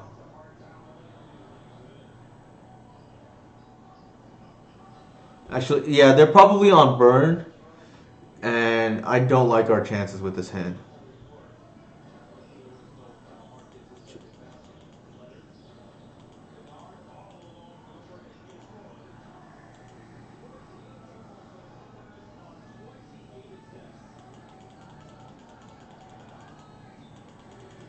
Yikes.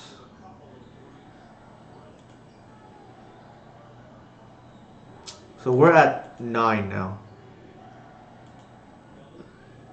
Yeah, I don't feel good about this hand.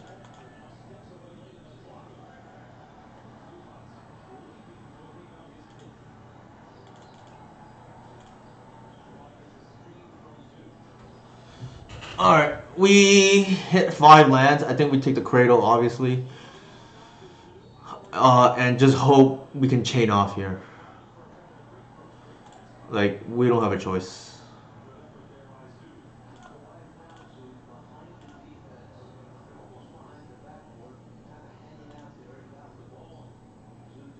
The good thing is we can chump if need be, but with 4 cards in their hand, I don't feel good.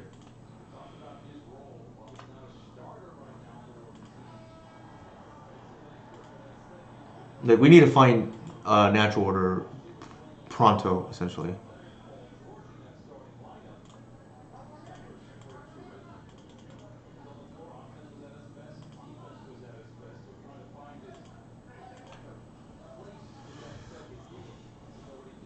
So they may block bound. I mean, they may kill our wirewood to make it awkward for us to block. But I think we pretty much have to block here, given 5 cards in hand.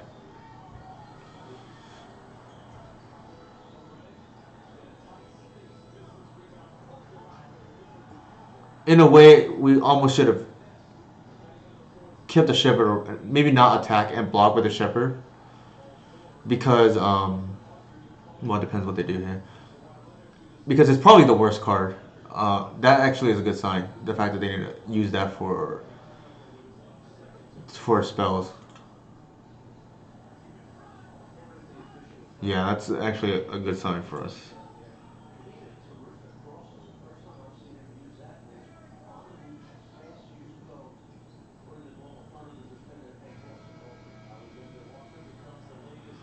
All right.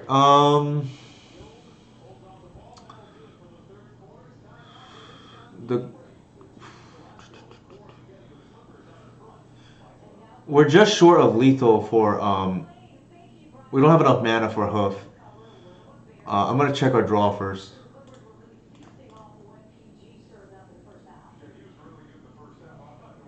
That's decent.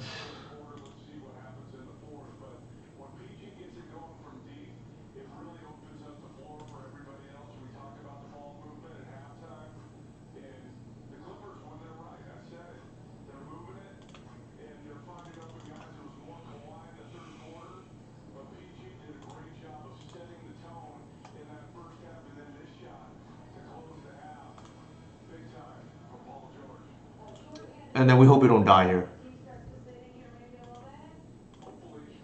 Like we're playing for, we have a kill the following turn, and I think we were just playing for the and to not die here, because we would have to hit exactly off a visionary to win a natural order, and I rather just take the guaranteed kill.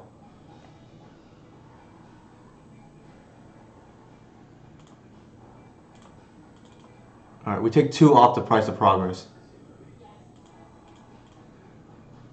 There's no way we can play around that.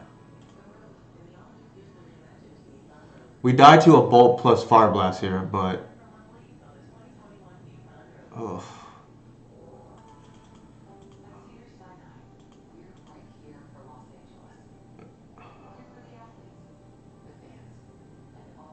Wow, I think we were lucky.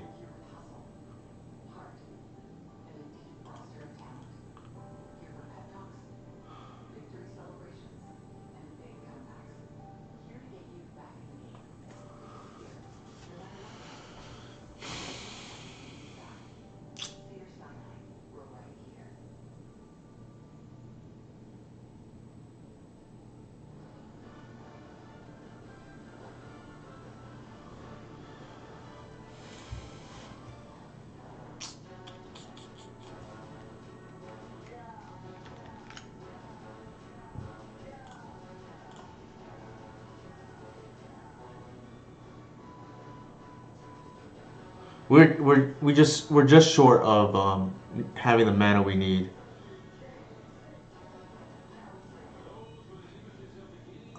It might have been a mistake actually. We would have been at 5. Yeah, maybe we go to 5 there and then but then the problem is, man, that's tough. Yeah, I think it's probably a mistake that we bounced the arbor because now we don't have lethal. So that's on me. I should cancel.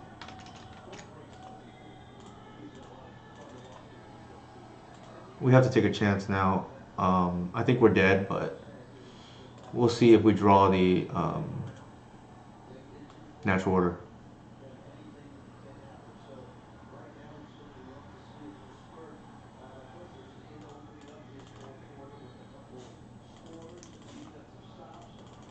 Yeah, this is on me. I should not have. I should have calculated the mana we needed, and I just brain farted there.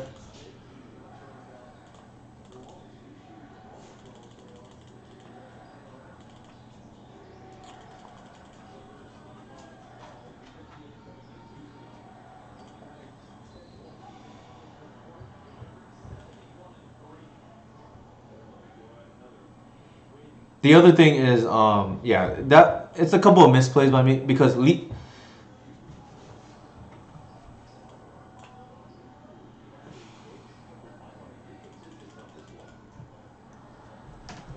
if I had Green Sun for 2 there, I would have lethal with Shepherd too.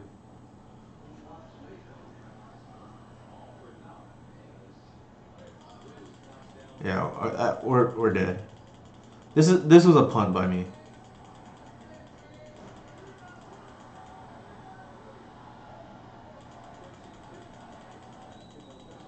There's no way they don't have lethal.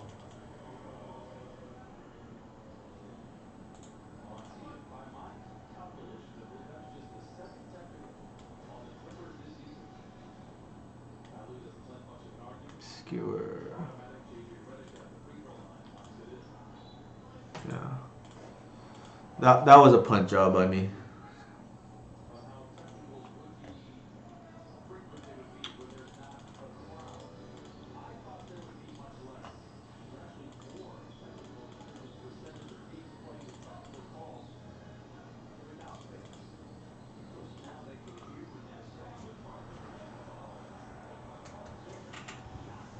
So there were 2 lines there, but nonetheless, what should have happened was I should have,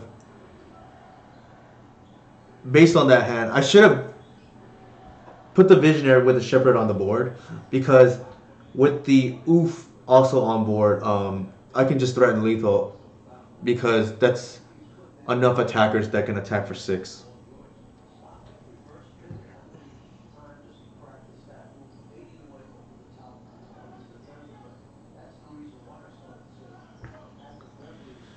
We'll see if we can get it back, but it is what it is.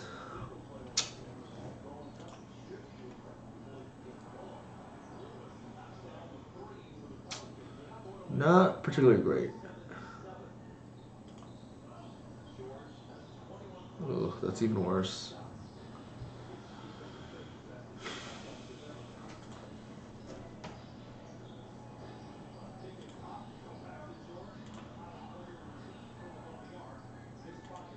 Actually, I think we need board presence, so I'm gonna pitch the glimpse.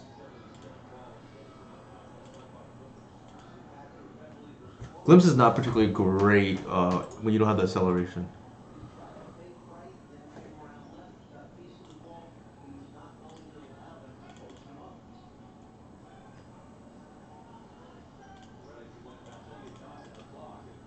If they want to bolt the reclaimer, they can. Otherwise, well, they kind of have to.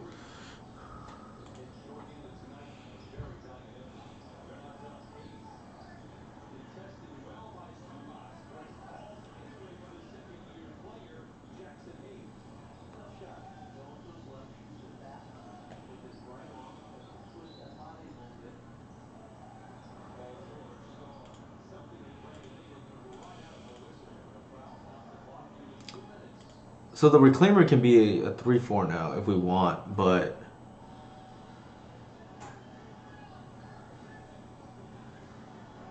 I think we want to develop our mana.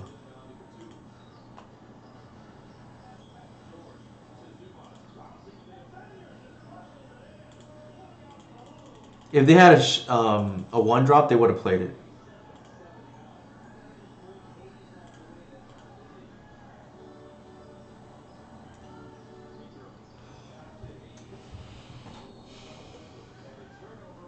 Yeah, we let one get away there.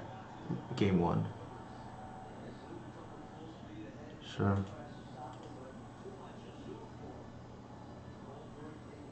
It looks like they're just gonna go face. Um, and we need to hope we can race it, which I'm not sure we can with this hand. We did more to 5. The best card in this matchup is Natural Order, and just right on cue.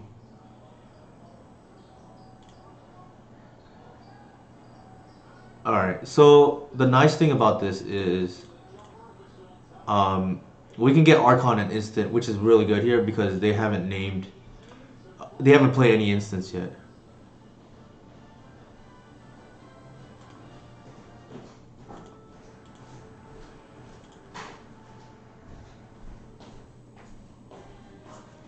We got rewarded for that Ranger line, right? To essentially open up our mana.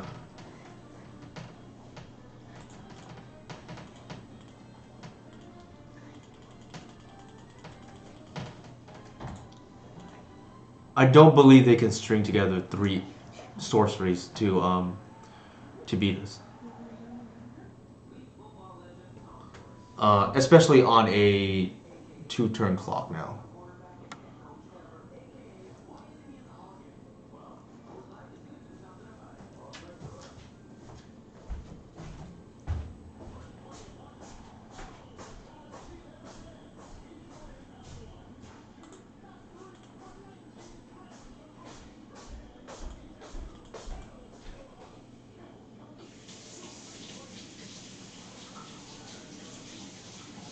Jeez.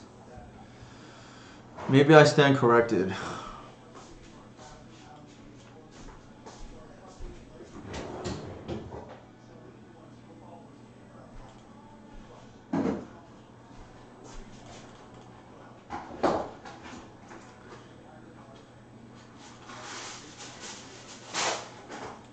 They have a decent amount of outs.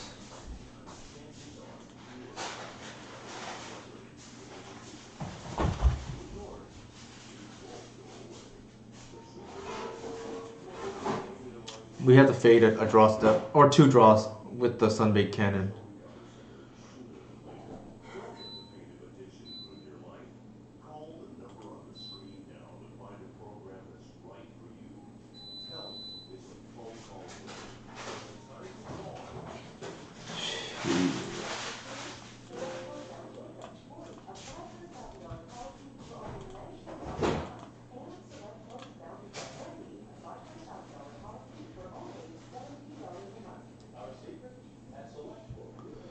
That's pretty brutal. Like, you don't expect the Burn to be able to chain that many sorceries together after playing already 3 of them. Might have been 4 actually, at the time.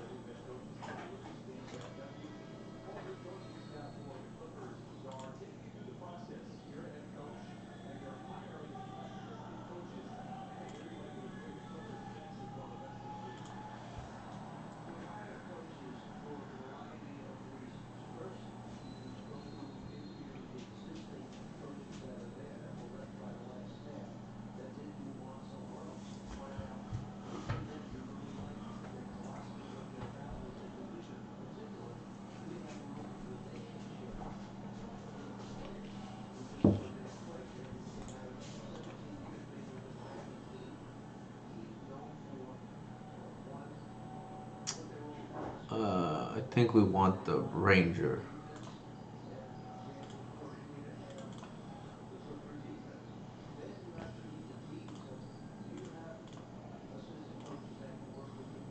Actually, oh man, that was a mistake.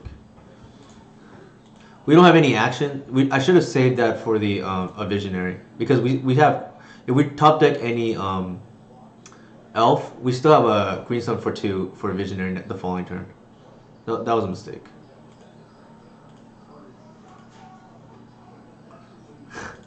Better lucky than good.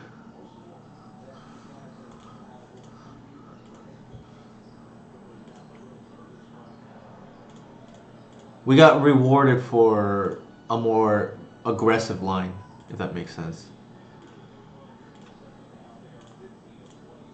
Which is why you'll hear some longtime elf players like Reed Duke say that the correct play is always ramp on turn 1 because in this case we got rewarded for it.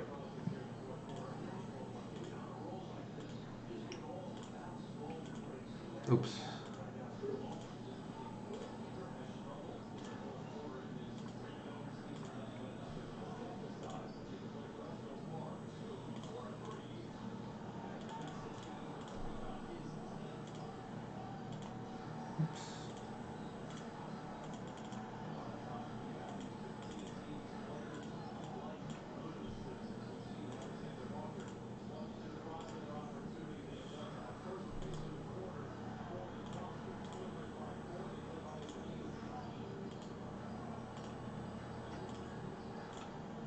So the reason why I bounced the heritage there is because the bottleneck is now mana, not what is it called? The bottleneck is mana,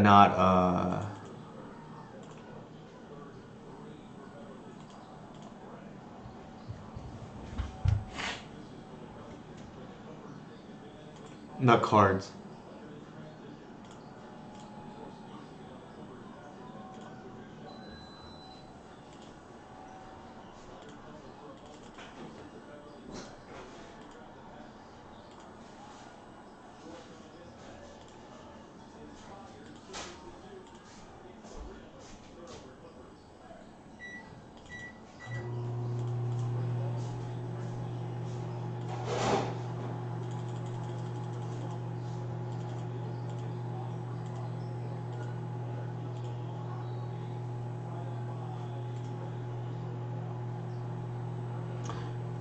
The good and bad thing about this is we won on turn 2, but now so that's the nice thing about having crowd rotations. We can actually turn 2 people again, but we don't know what they're on now, right? They show Verdant, like it could be anything to be honest. My guess is maybe they're on depths. I guess I can. Thoughtseize is pretty safe to board in, and if I'm hedging against depths, the Wasteland. Oops, wrong one. Wasteland's not bad, so let's take a guess. The good thing is the way we board is generically solid against most decks if it's against depths.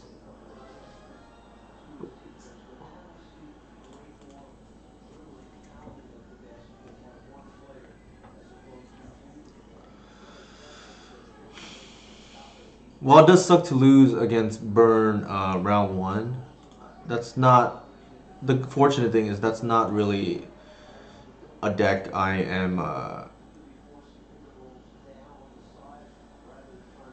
guess I feel I need to prepare against. This could be the non-Tom, non-Turbo Depths, Rainbow Depths build. It's hard to say.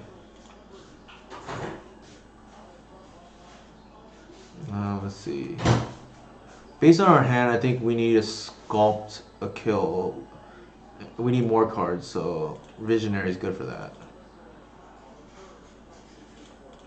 The reason why I'm fetching here is because you don't really want Peatland, in my personal opinion, because it's awkward with Ranger.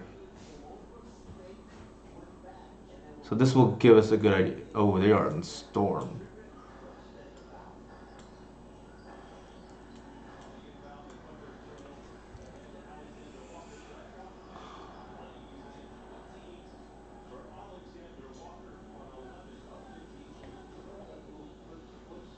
Two, three. I don't think we actually care about decay. So I'm gonna take the ritual. We didn't even board an oof because we didn't know where they were on. And this is what I mean. We were lucky in the sense that the way we board is just generically good.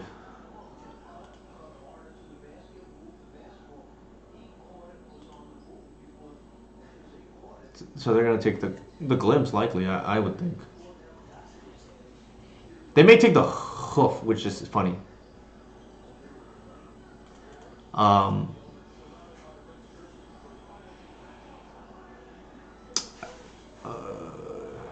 I think here taking the damage from the peatland is fine because we want to save that for an arbor. And the reason why we're leading with visionary and we got rewarded for it is because in case we draw a glimpse, we could lead with a ranger, but then it's worse if we top deck a glimpse.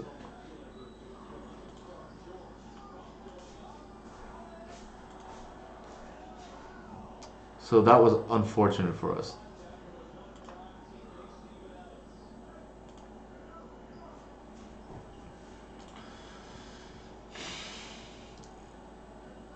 The LED off the top was very good for them. So they're on test. Which is kind of nice, I guess, because now I can test the blue splash.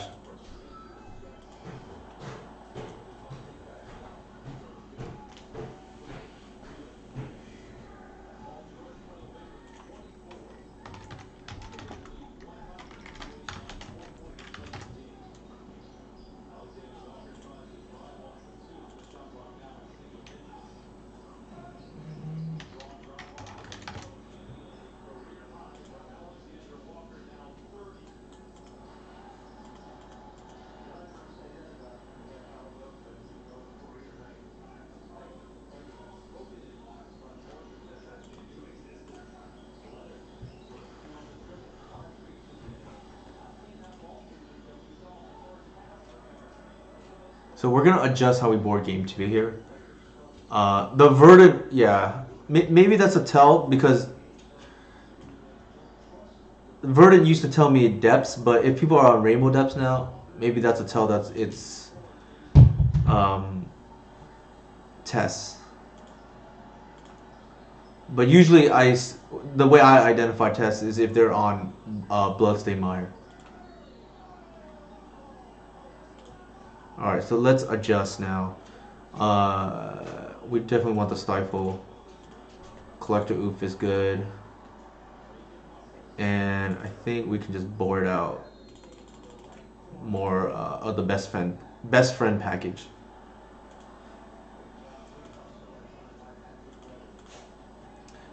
Bog is good against Amp. Doesn't really do anything against TES. So that's good.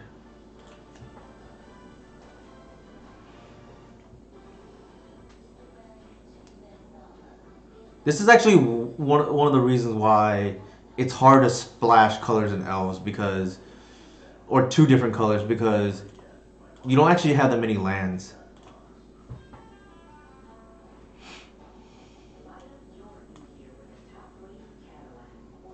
We don't care about their mana, so we're gonna take the Ponder. And our hand doesn't care about Abrupt Decay.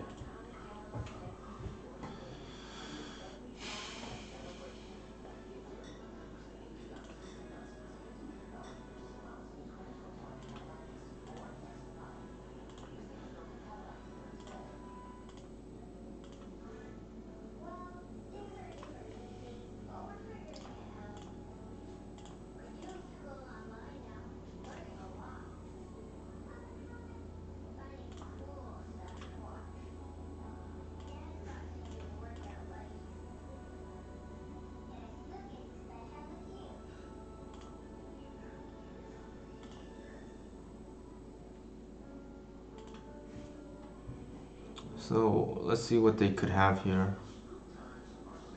We know 3 of the 4 cards.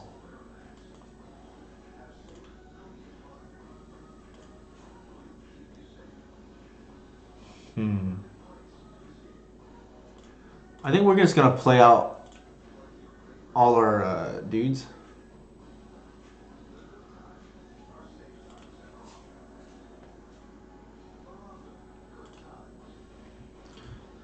They made Decay the Reclaimer because we can use the mana from Cradle here.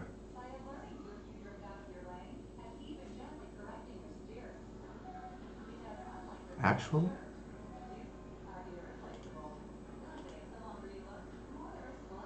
so our opponent asked actually in the chat, are they supposed to hit the Reclaimer?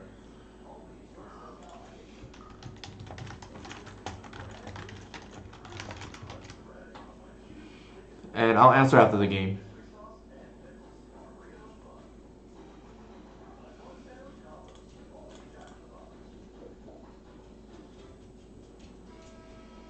We need to hit a land drop because then we hold up Stifle.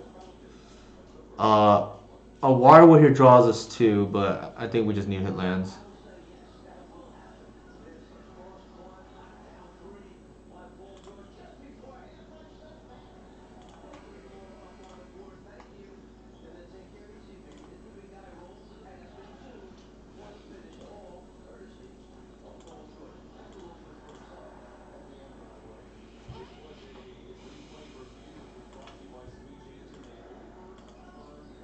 Our shields are down for a turn. We wanted to hit a fetch there. Oof, that's not good. Because then the Stifle is on, but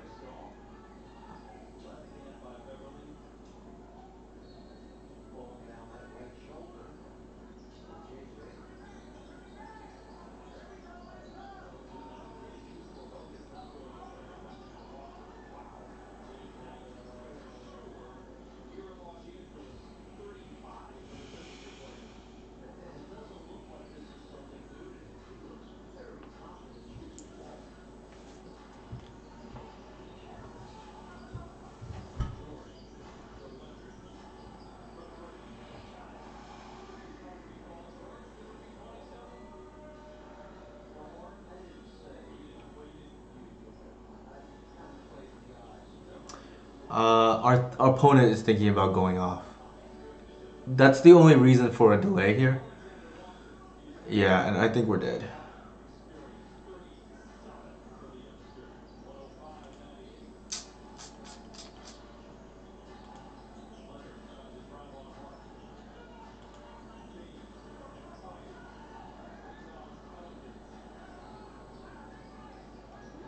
Hmm. 4 mana? Unless that one card in their hand is an Echo or an LED, I'm curious what they're doing here. Because Opal doesn't produce the 5th mana for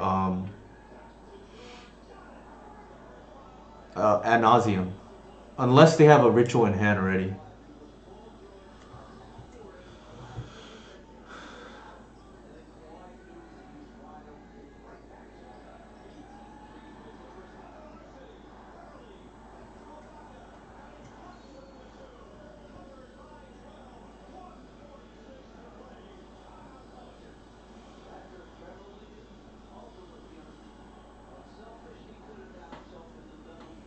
Burning Wish. Oh, this card might be an LED in hand. Interesting. Okay, so they're just trying to. They must think we have a natural order in hand.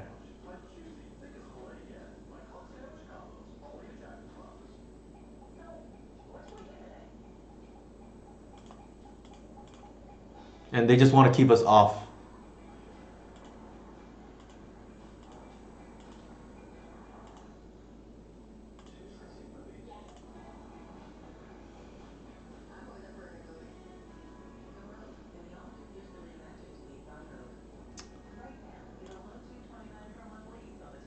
We're just gonna cycle the Glimpse of Nature for 2 right now. It's still a thought cast. I feel pretty good about our chances here because like our opponent is only on one card, and we're gonna threaten a kill pretty soon.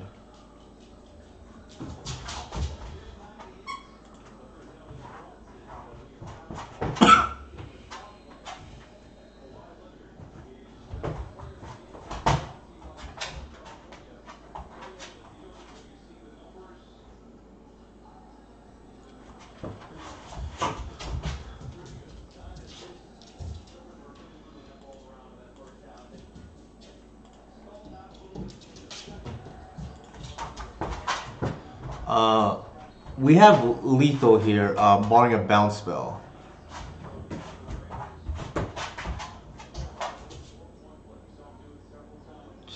Three, yeah. So I'm just gonna go ahead and activate for natural order.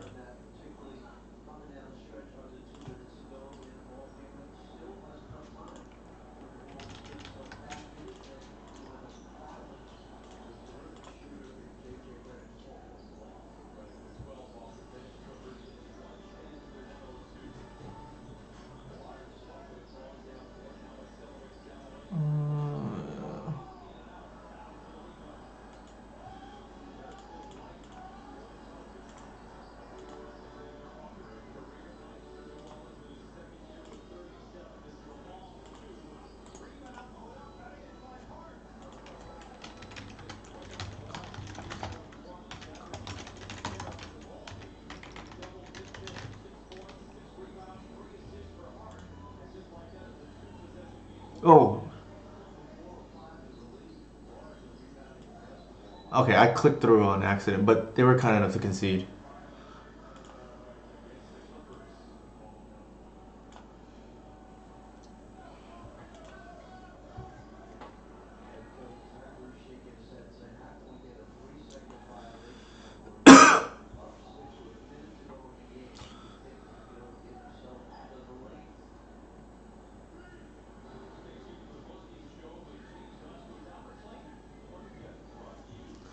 And the reason why Reclaimer was a correct target for the decay there is because it represents Cradle. The Shepherd doesn't really do anything by itself.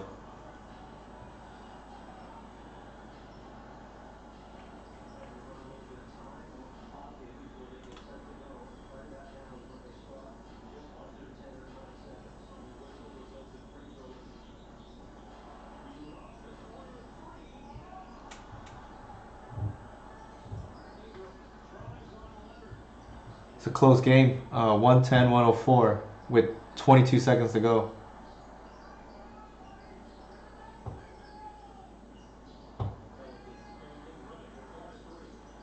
All right.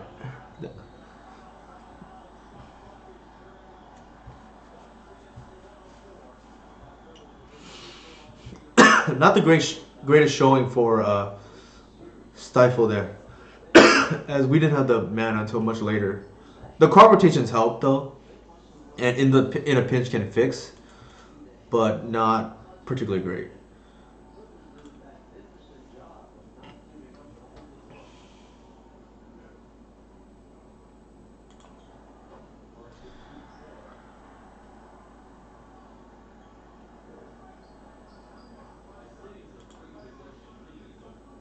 I think we pitched a crop there because we have the cradle already. White bordered island. Oh, it must be Merfolk. Could be Esperville.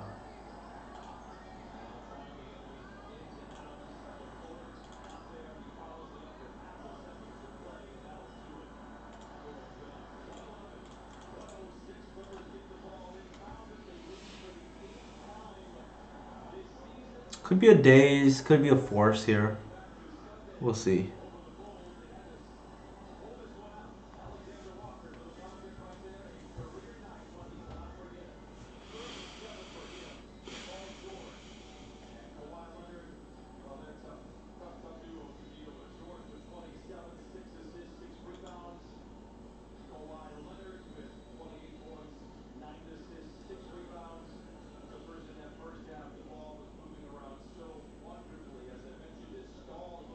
So while we're waiting for the pause here, a general good rule of thumb is if you don't know what creature to kill for elves, um, you should look at their mana situation and ask yourself which creatures help make mana. Um, and if you can hinder their mana development a lot, that's probably the creature to kill. Um, in addition to that, I will say days maybe.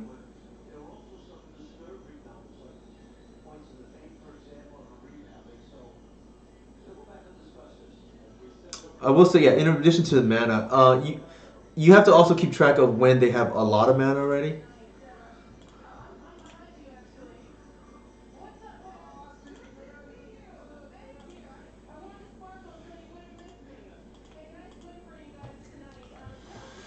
I feel like this is the Flash Merfolk that's coming out.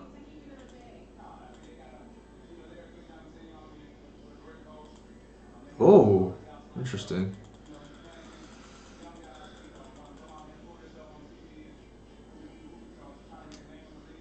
Now I'm kind of confused though. It might be some kind of like fairies deck.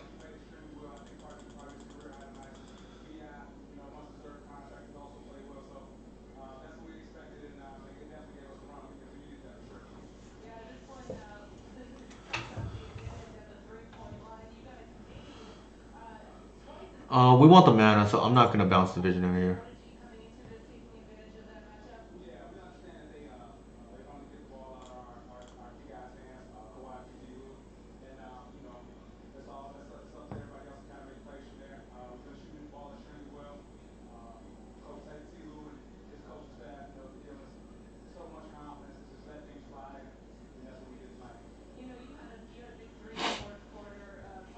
They have some kind of removal spell. It looks like.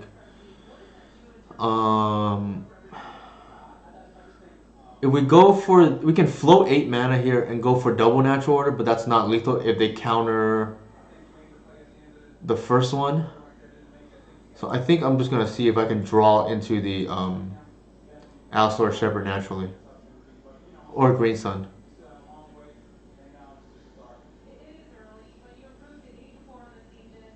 Okay, so they countered that, which is interesting.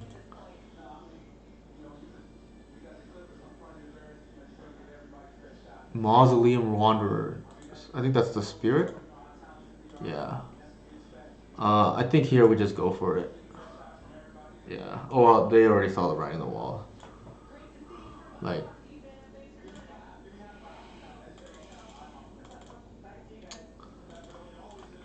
uh, being on spirits, they probably have spell queller, so Appropriate is pretty good here. I'm not sure about their clock, but Cabal Pit might be decent too. I don't think they're incredibly fast. We want the Progenitus. And then we can probably board out the crop rotations.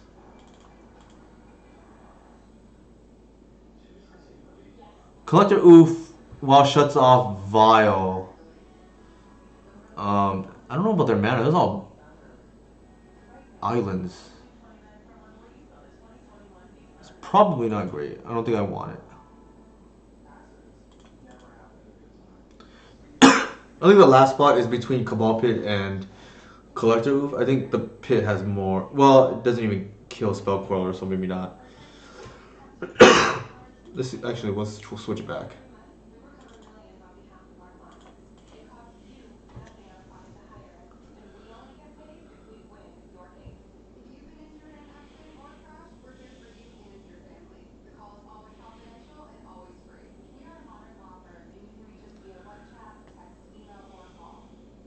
We have. This is actually a solid hand. As long as we hit once off the Once Upon a Time.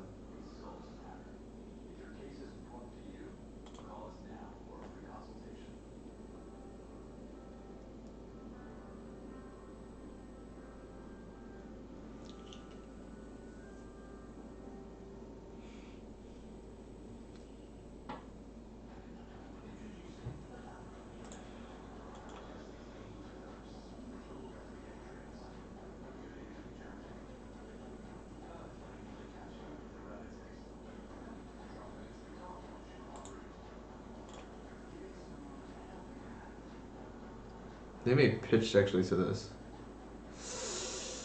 Yeah, we're getting punished.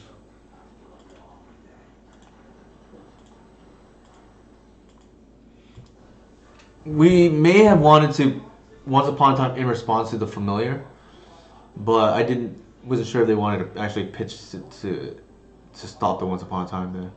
But maybe it's too important not to do it on opposing turn.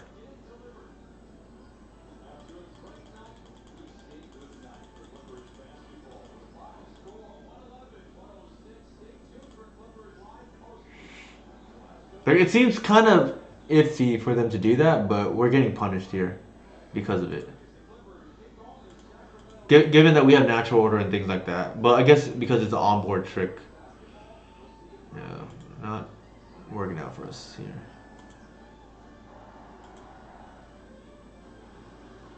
I think we don't want the oof.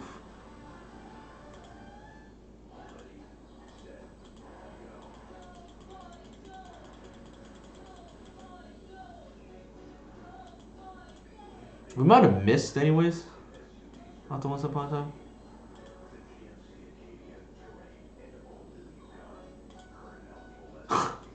Brutal. Hit the land.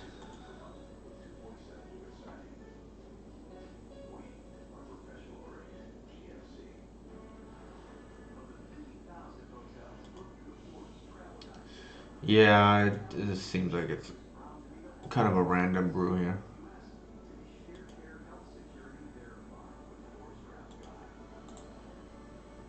I don't even know what this does.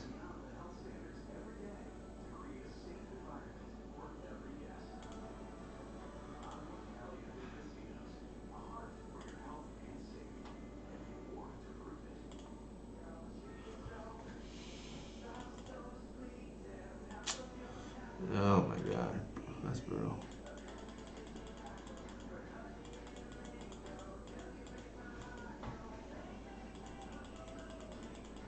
This game is completely different. I think if I once upon a time in response to the familiar. Oh my goodness. They every mill so far has been a land.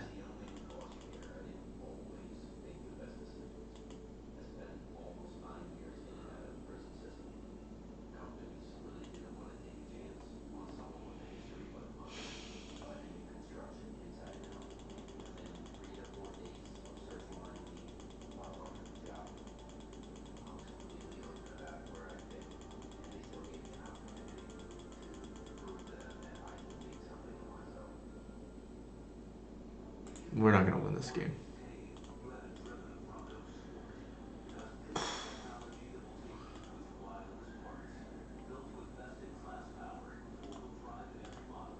So that loss is on me. I should have once upon a time in the familiar in case they for whatever reason wanted to counter the once upon a time. I didn't think they would, but that's sometimes don't assume. Like some maybe they're a hand dictated.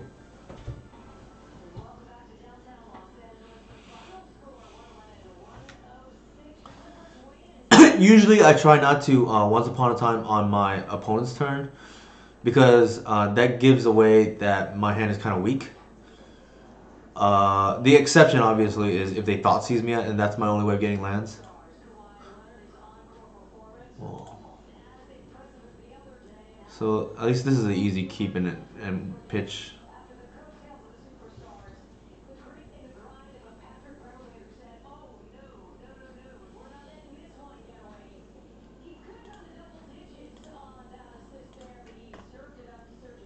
So we're gonna fetch a Bayou because I don't believe they have Wasteland. Actually, did they show Wasteland? I don't think so.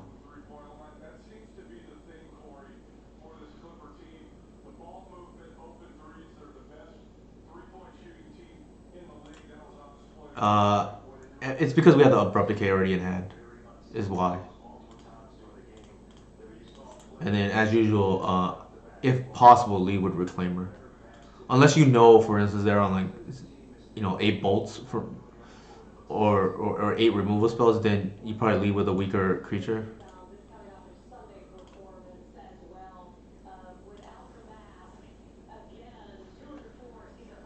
Hmm. I think we want to ramp here. So the way we do that is we pitch the Bayou to the Reclaimer for an Arbor. So that's a little known thing about this version. If you have a Cradle out, uh, Reclaimer actually ramps one. You can think of it as a pseudo rampant growth on turn two.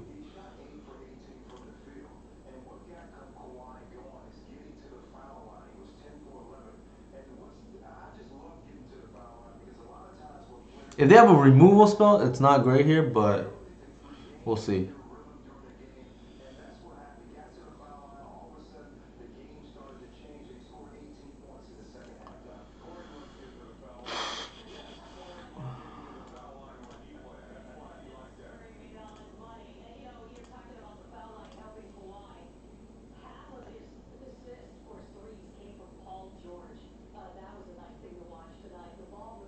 Cheated, sure.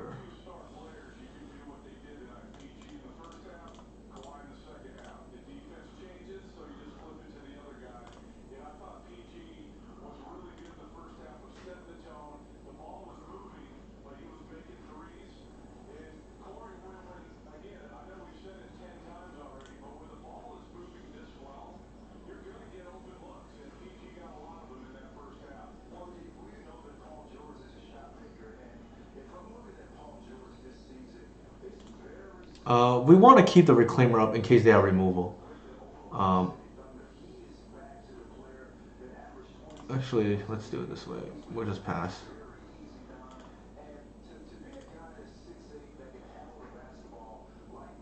Okay, so what this does is it allows us to keep up Abrupt Decay while at the same time keeping a Reclaimer activation up in case they have removal.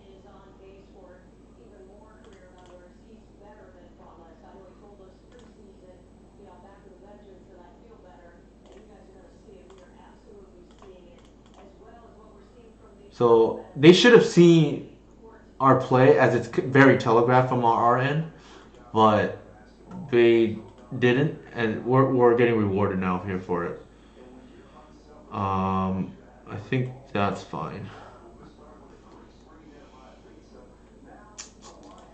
I think we have to do something now. Like,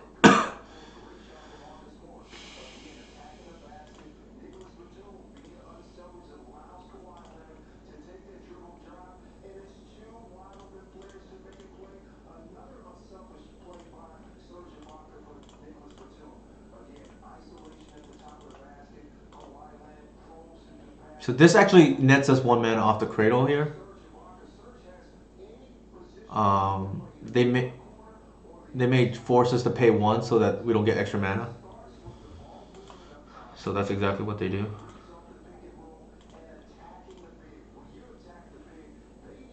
Sometimes if your hand dictates it, like you have to hope the elf player fizzles.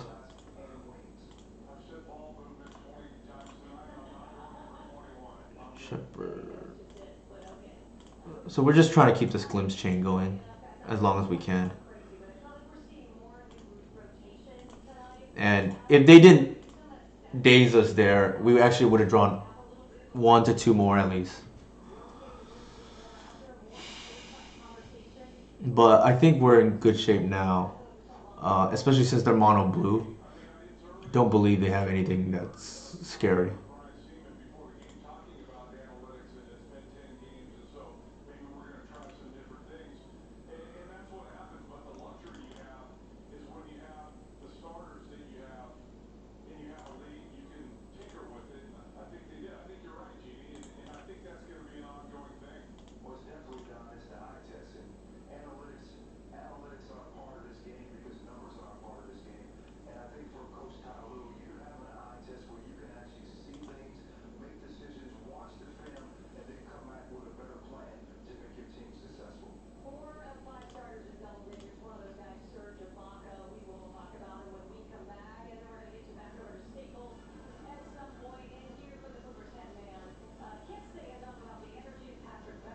Yeah.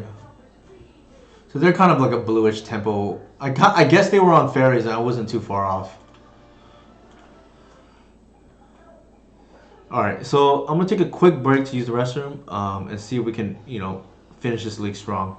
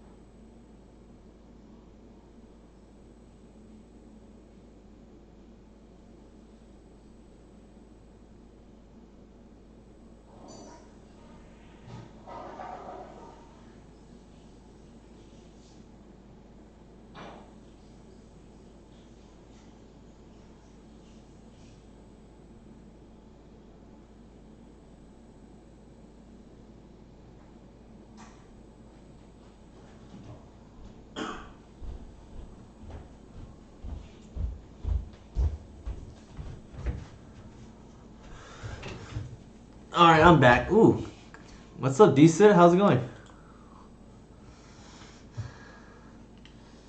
So this is our second league.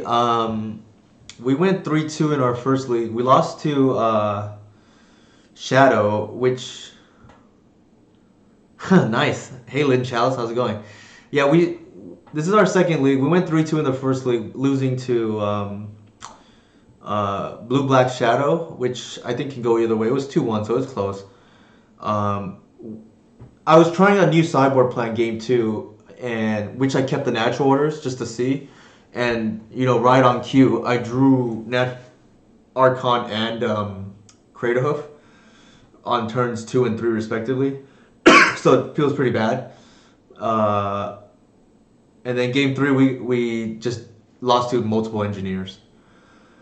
And then our other loss was to Yorion DNT. Typically we don't lose to DNT, but we didn't know what they were on because they multi won game one and just essentially didn't reveal what they were on. They only revealed Yorion. This is a mole. And then game three, we kind of had a slow hand, and they top decked exactly what they needed at the right time. So there's a scenario where we could win with either Glimpse or Natural Order. Um, and they had a Charming Prince to buy back a Recruiter in hand, and then they top deck another Hate Bear, so they could just recruit for the Hate Bear that they were missing. I think we just take that.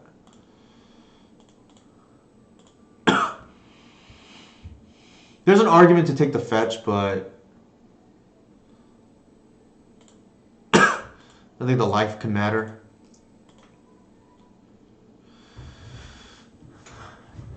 And then we somehow beat Belcher though, which shouldn't happen in the first league.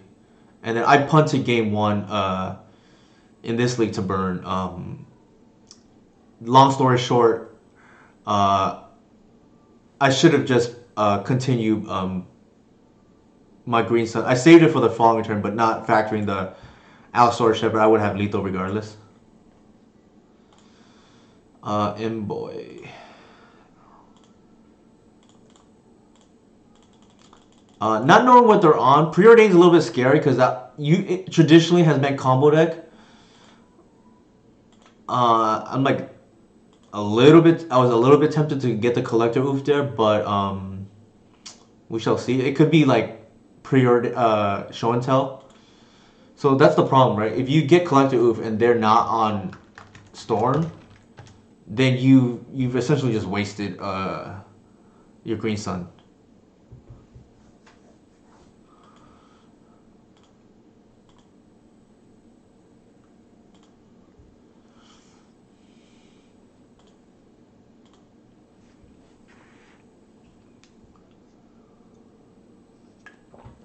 For this league, we're testing this sideboard just to see how stifles play out. It's a light blue splash. Okay, so now I kind of wish I got the collector oof. Well, not really, because it looks like they're not show and tell.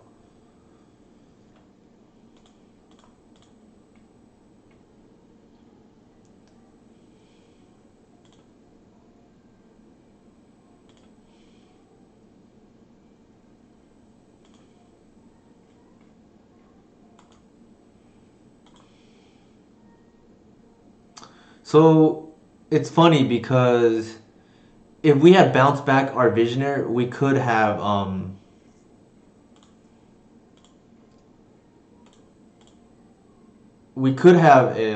an extra draw this turn.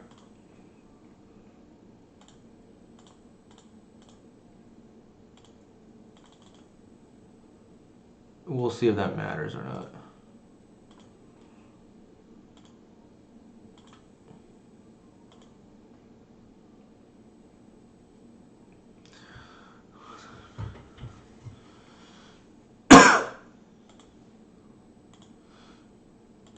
Mm-hmm.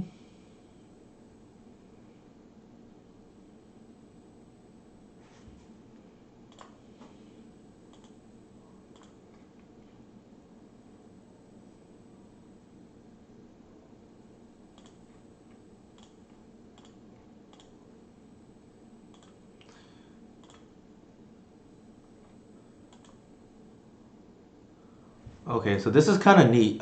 It doesn't look like they have the counter spell, so I'm gonna crop and then green sun for 8. Oops.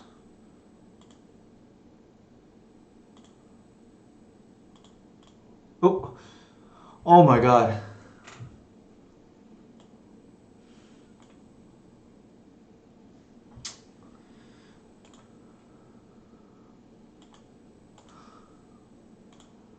Well, that was unfortunate.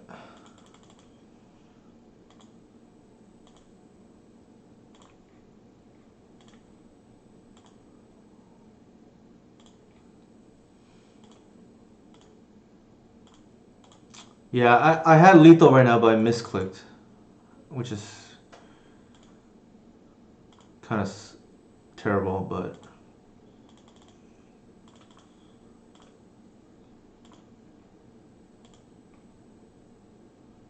the good thing is it's not lethal now, which is funny.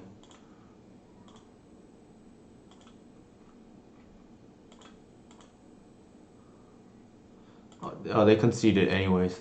I guess from their perspective, it's not lethal and we'll kill them on the crackback. Like, we meant to green sun for 8 there and we just misclicked.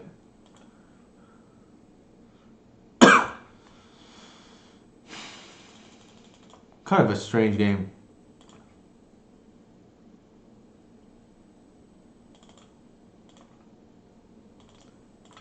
Collector Oof is not really good. It just slows them down maybe a turn, if even. Uh, I don't think this card is good here, but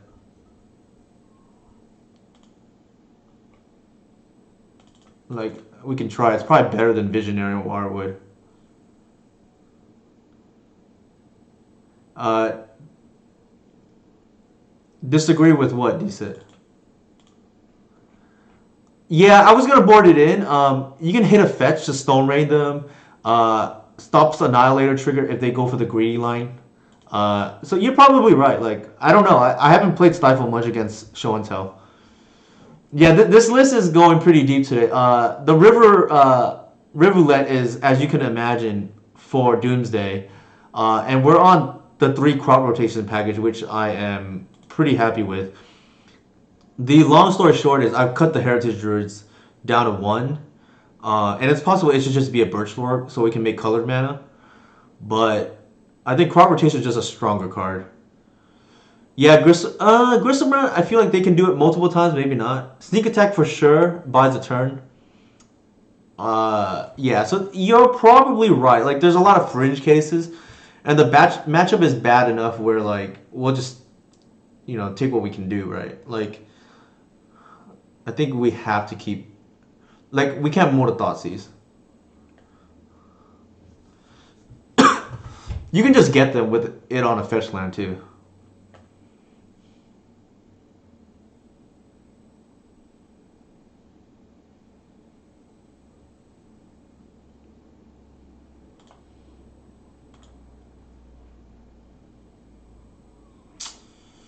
Oof.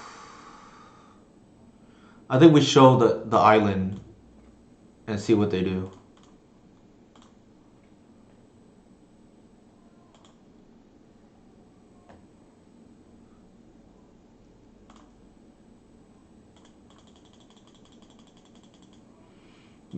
Probably the hottest use out of the stifle is hitting the annihilator trigger, and then winning on the crackback,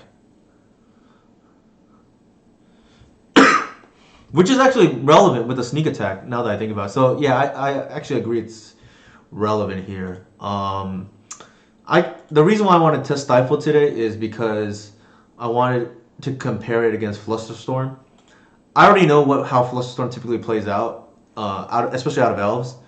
Stifle I haven't really played before, but at least it seemed good in theory against the Doomsday and Storm decks. Not as much here, but relevant against Doomsday.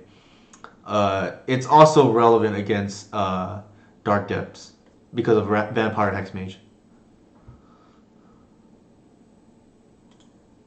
That's the logic. I don't know if it's correct, but that's the logic. Huh. They shuffle, which is interesting. I'm just gonna Green Sun for. Well, if it's one, they have to respect the Shepherd.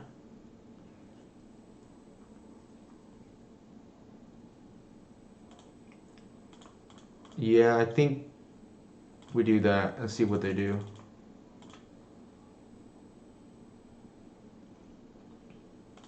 So natural order is going to resolve now. There's an argument to be made. There's a slight misplay. We leave the Trop Island open, but they would have to have everything in one turn here, which I guess they could if they had the Lotus Petal or the Simian Spirit Guide.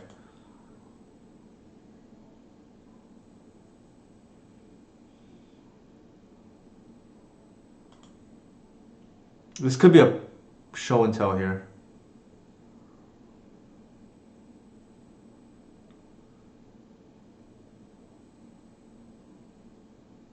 Jesus. Wow. Okay, so they did board in the Blood Moon against us, which is interesting. Typically speaking, Blood Moon is not very good against us, but good here.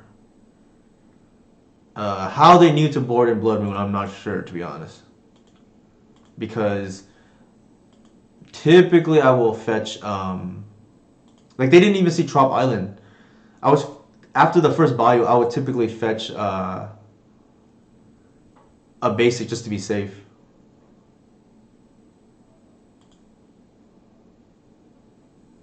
Sure.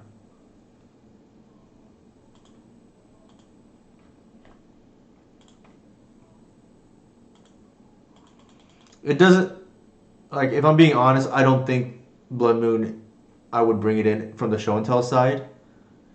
It just so happens to be good here. Because if you're careful with elves, you typically, granted in a green-black version, the second land is always typically the basic force because you want to play around stuff like this. Which is why I'm a little bit surprised.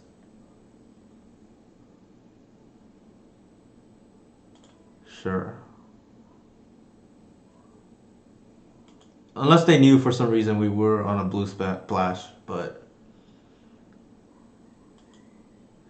Maybe it's possible. I mean, Kratos is the best card in the deck, so it's possible that's the reason. But like, it's not the case here. But an elf player can typically play around Blood Moon, especially with a stock list. And I don't believe they know that we're running a second splash here.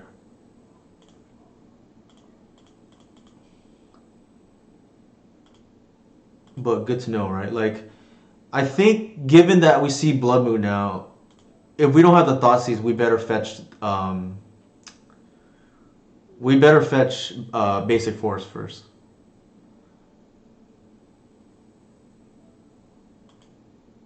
All right, we're dead.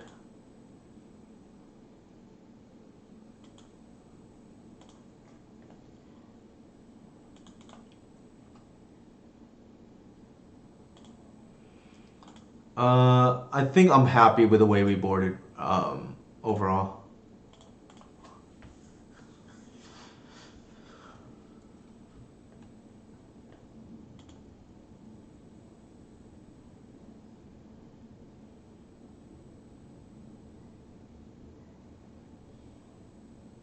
Yeah, we lost. I punted game one, round one to burn, and then game two they kind of had the nuts. I don't think, like I said previously, I don't think we can afford to mold to Thoughtseize.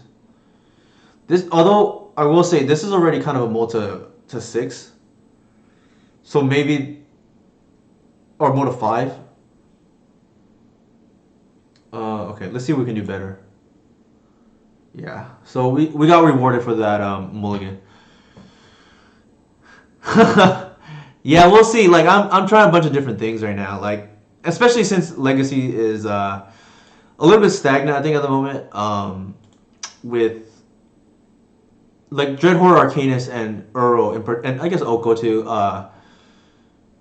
They definitely have their imprint on the format at the moment. So you can only do so much if you're a brewer.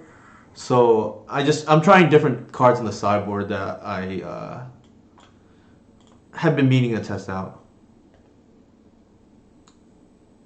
Like if they blood moon us here again, like I'm fine with it because we're supposed to. Yeah, green white reclaimer. I mean, like Francisco knows that's you know an awesome deck in modern, and he successfully ported it to legacy as well. Uh, Here I'm gonna take the basic force in case of blood moon shenanigans.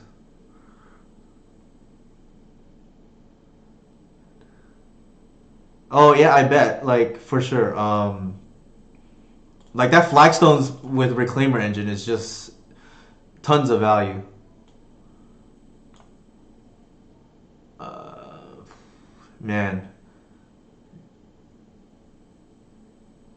the sad part is we can't even beat. Well, we might be able to beat an Emrakul here. I think we still take it just to be safe in case they draw the sneak attack.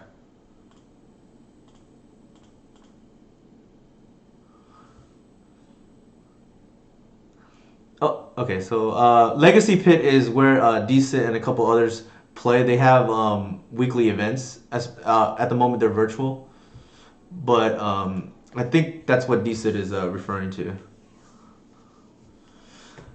I should try the Reclaimer version in Legacy though, Francisco. Like I enjoy the deck a lot in Modern, and anybody who knows me knows I'm a Reclaimer gamer. So that's what Theo likes to call me. So it's definitely on my to-do list, and I would like to see what the differences are between the Legacy and the Modern version. The Modern version is definitely more combo-y. Yeah, Reclaimer gamer. Theo Jung nicknamed that for me, or just anybody who plays Reclaimer. But yeah, that's true. I didn't even that slipped my mind, Lynn Chalice. That you play the deck already, and I can for sure believe it's very good.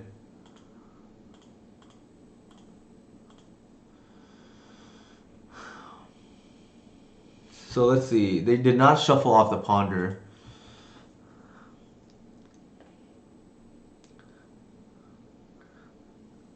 It sucks I'm not playing Caracas right now because I don't expect to play against this matchup. But Natural Order with Caracas is pretty good because Archon can name enchantment. And then they're locked out, but shoot, that's kind of nuts.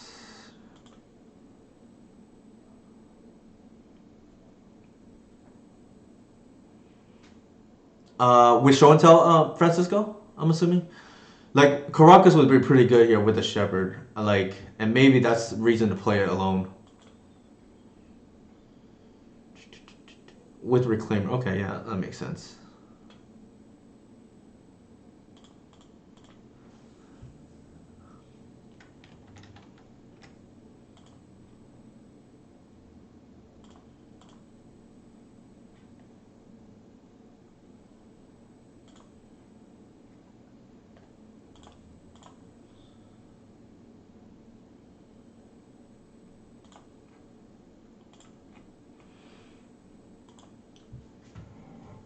All right, so we have to hope that they don't have the kill here. We can potentially kill on the crackback if they get greedy.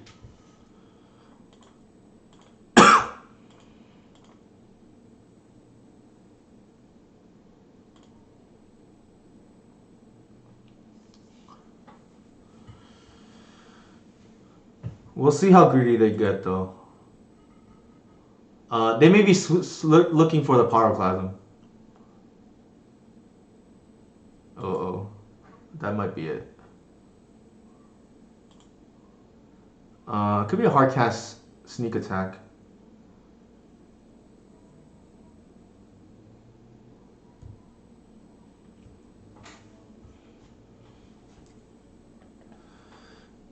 So, looks like show and tell again. Sure. It's probably omniscience if I were to guess.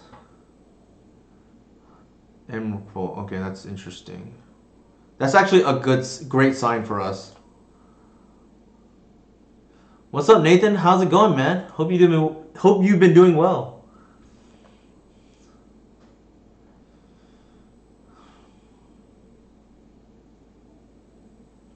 We're currently 2-1. We don't have, unfortunately, the Caracas in this list. But maybe with the crop rotations, they're worth it if show and tell is coming back. Ooh.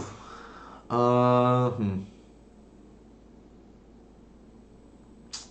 3, 4. We're gonna be short, unfortunately.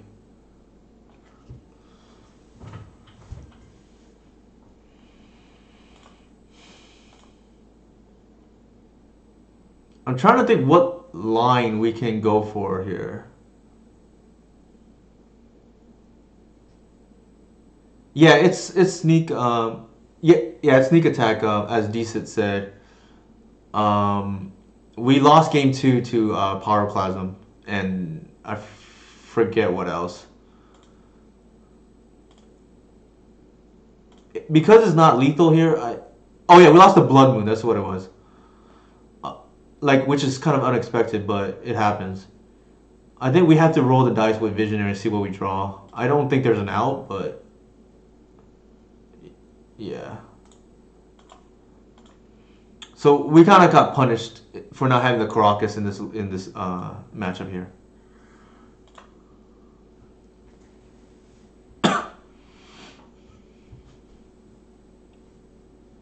I don't know if Caracas. Do you guys know if Show and Tell has been doing well lately? I know Jonathan Onilescu. Sorry if I'm butchering the name. He top aided like a few weeks back, but I also know he's doesn't think the deck is very good at the moment. So I'm curious to see what chat's opinion is on show and tell at the moment. Yeah, so that's the vibe I get from Jonathan. Omni seems good, and Nathan's been killing it with his blue white version. So shout out to Nathan. I Nathan won the Octagon event, and every time I check a 5-0 dump of all the 5-0 lists for the week. I've been seeing Nathan's list for Blue White Omni, so he's been crushing it with the deck. So I think it's good. The other variant I see, but not so much lately, is the blue green version, which plays Veil. But the issue I see with that version is I think it's gonna have a hard time with Rug Delver.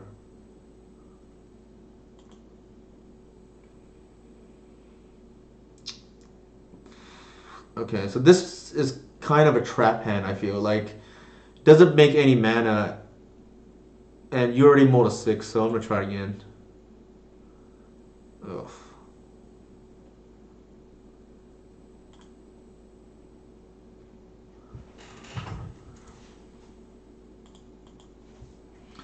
Hey, how's it going, man? I think we mold, put back a glimpse, and then we can probably put back a Wirewood.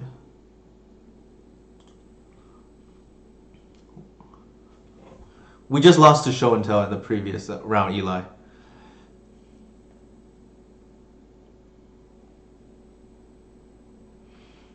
Yeah, Eli crushed me recently with goblins. Uh, I I think it was like swept my board game 1 and then game 2 had Pyrokinesis, so that was pretty backbreaking. I think here we take the Visionary when in doubt. Yeah, that's what it was. It was Whirler into combo kill, so pretty crazy.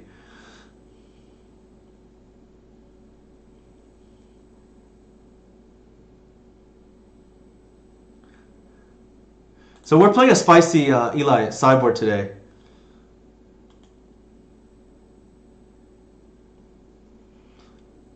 With Stifles. I think Elves is slightly favorite, like Eli said. We Eli and I have discussed this between ourselves, and but it's not like it's overwhelmingly for Elves or anything. Like, especially if Goblins is on the play game 1, they can definitely steal game 1. Okay, sounds good, Nathan. Good luck in your stream.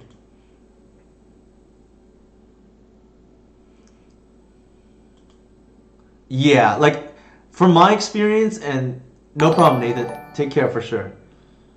From my experience, and Eli can attest to this. It has very little to do with how the Elves player plays, assuming they don't punt, and more to do with how many high impact cards the Goblin player has, and if the Goblin player draws it. Like, because while Elves is traditionally good against sweepers, typically it's sorcery speed sweepers and not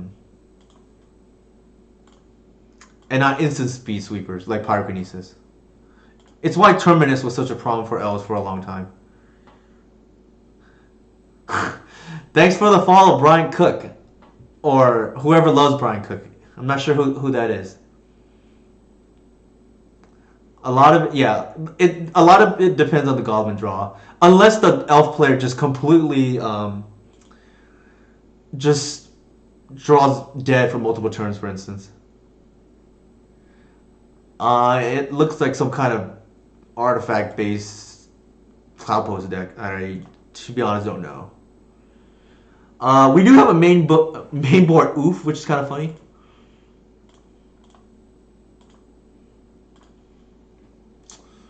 I'm tempted to do that, but I don't think it's good, actually. Alright, we do this ahead of time. We generate mana, so let's do that. Some weird deck. I honestly don't know. We got rewarded here, guys. We drew the oof anyways. So there's a couple ways to do this. I think you just play the oof here. And then we can just keep cycling, essentially. To draw more. There's an argument to be made to hold the green sun for lethal, but I think we just want to press our advantage here. And we do have multiple draws with Visionary and Wirewood. Oh, I forgot to mention Jonathan Zhang in his honor. This is a twin situation here.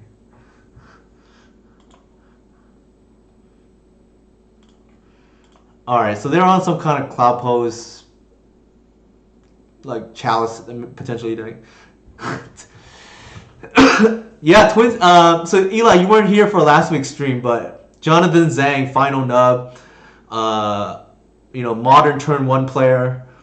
I'm trying to uncorrupt him and have him play a more fair strategy like elves, instead of trying to kill people with Neobrand. But he was on it. We were identifying in Jarvis's honor all the twin situations that were happening. We even had a double twin situation last week with 2 Visionaries and 2 Wirewoods. I think we want Wasteland for sure. They're likely on some kind of Tabernacle or something like that. I think you want the 1 Decay for Pithing Needle on Wasteland.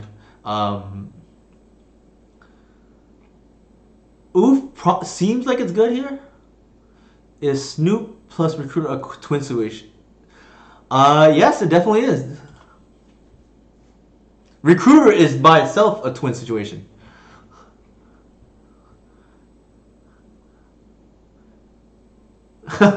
So is I Love Brian Cook, or is that somebody else? That is what I would like to know.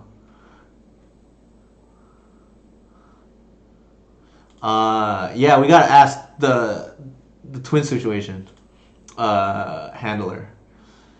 All right, so I feel like they're on a Chalice deck, so we better board in Decays to be safe. Okay, so it is not the Brian Cook. I'm gonna go ahead and board out the Symbiotes because I believe that they're on Chalice, and I think the crop's pretty good too. I think there's a good chance we're gonna need the speed from crop rotation, as they are pseudo heritage druids here.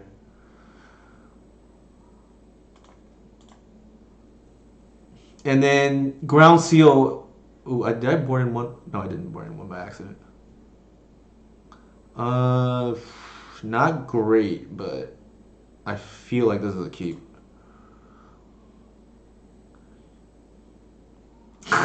Ravenev's a card I play on and off, Francisco. And I actually want... It's like always one of the last cards that I don't end up playing, which is, I guess, a little bit sad, but it always barely misses the... That's a green-white Reclaimer tech. Yeah, I was thinking they might be on Welder, but why would they have a Cloud Post, though? That's the part that doesn't make sense to me.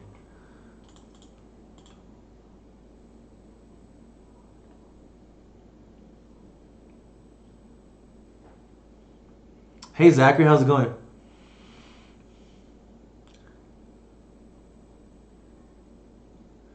Interesting. Oops. Yeah, I wasn't sure if anybody else besides me right now is like cutting the heritages for the crop rotations, because I just think this card is way stronger than Heritage Druid, like in a vacuum. And when in doubt, play the more broken card. I think. Yeah, it's possible. They saw my list. Usually people are slower to adapt, but it's hard to say, right? At least they didn't do this turn 1, so I'm happy about that.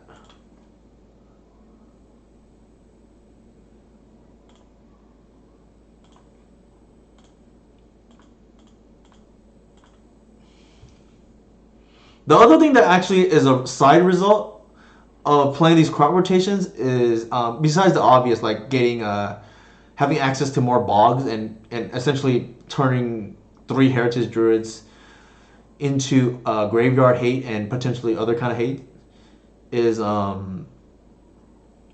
Reclaimer. You can get some sick blowouts with Lightning Bolt targeting Reclaimer. Yeah, I don't really understand either.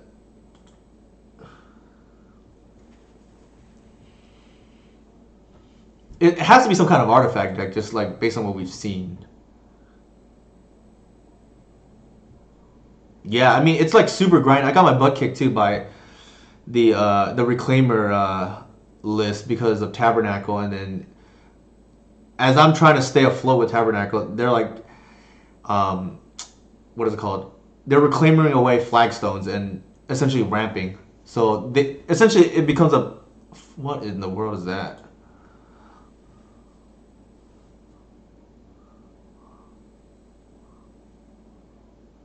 Yeah, Gearport Aether Grid is pretty good. Um, what is going on here?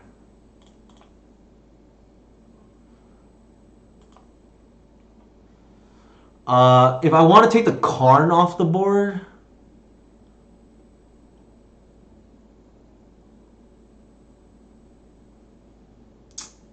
ugh, man, I can with a. I think we want to save the crop.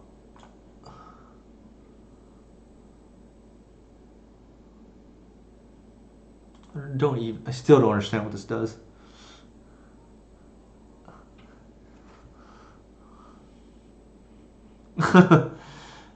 All right, so we can kind of go off now.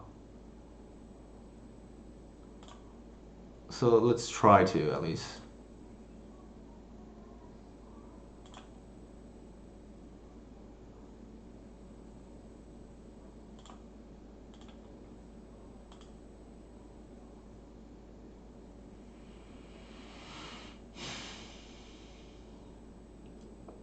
They might have Mind Break Trap actually.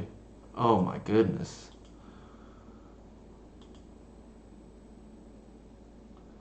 Well, that did not end well.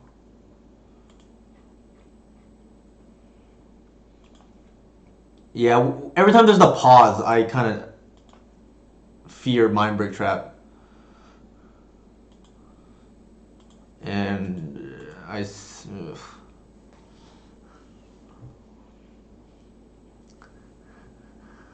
You kind of know it, right? If you're a combo player or storm player, like the pause. Same thing happens actually when I'm playing against goblins. Like there's this pause, and I expect pyrokinesis to hit the board, hit the stack any moment. Why is this a oh yeah. Yeah, I mean you could use it to your advantage, Eli, for sure.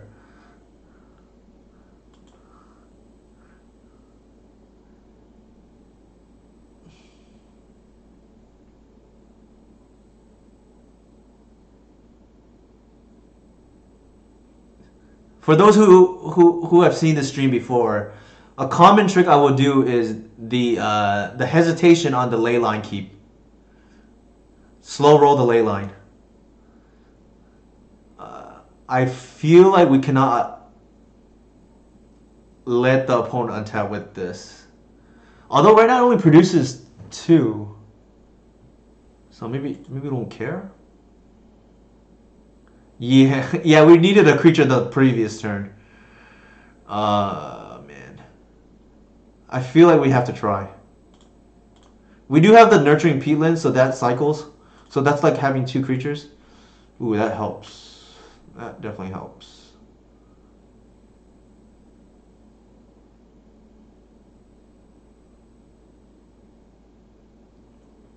Mm.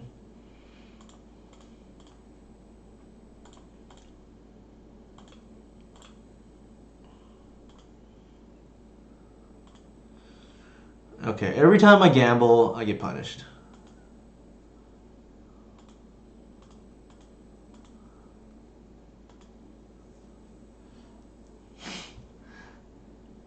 Yeah, they've F6 already. I don't.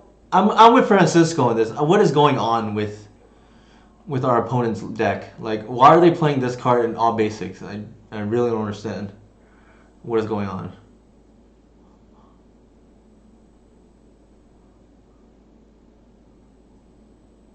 Oh my goodness. Okay.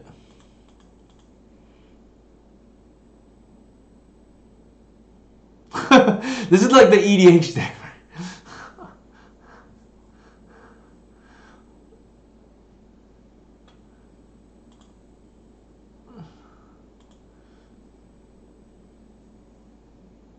Okay, what did they do anything with this yet? No, they haven't.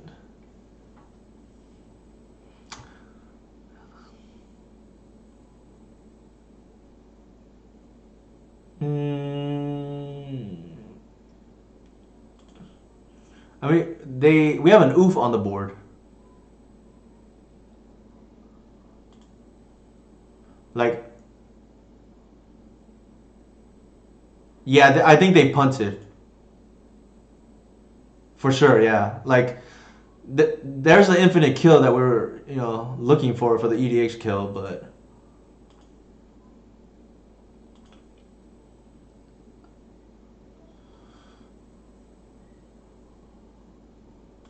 yeah, I'm totally lost too. What's going on?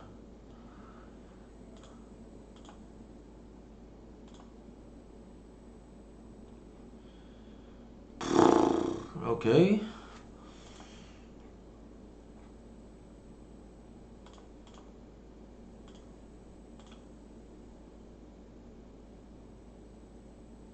We got to take the Ugin off the board. That's first of all.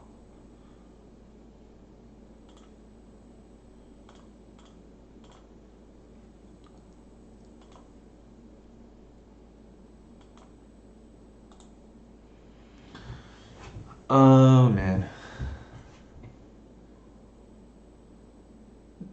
They can take us down to. Ooh, that's not good. Yeah, let's do that.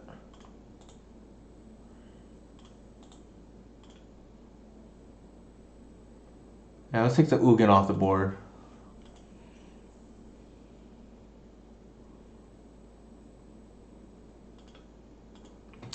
We can take one more shot from this, and then we have to start chumping.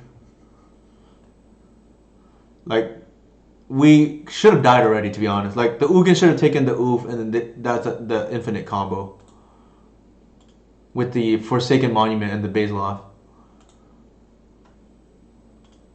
Opponent didn't see it or misclicked. Yeah, they did. Like, this was supposed to be an L given our hand.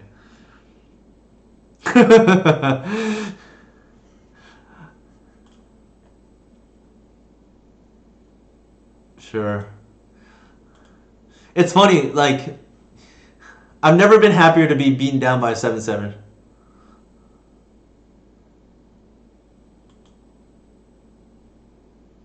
Low key, I bored out Hoof against Delver. Low key. Ugh.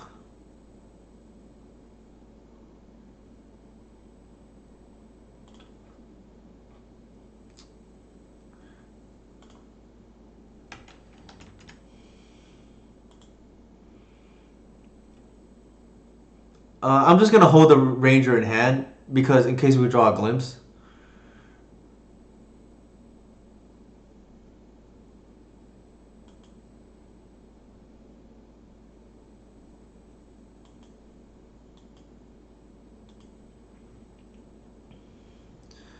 Like, our hand is kind of awkward. I'm getting punished for not having that Savannah right now. Sure. Don't think we care.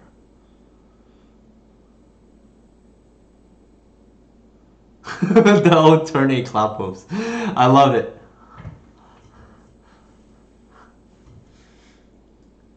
I mean, they know about our fog trick, and maybe that's why they didn't attack. I would still attack to put pressure on.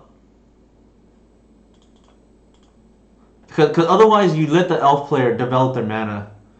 Where did my other Arbor go? Oh, there it is.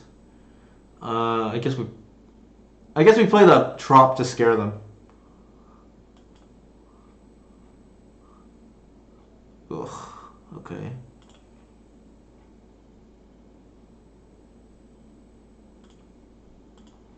Again, I think we just pass here.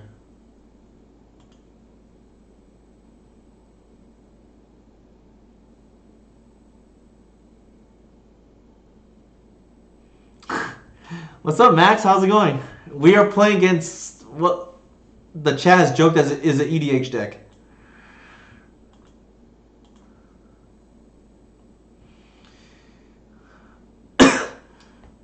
I haven't played Savannah in a long time, Eli. I mentioned that just a moment ago, but I'm getting super punished right here. No, there's no Savannah on the list.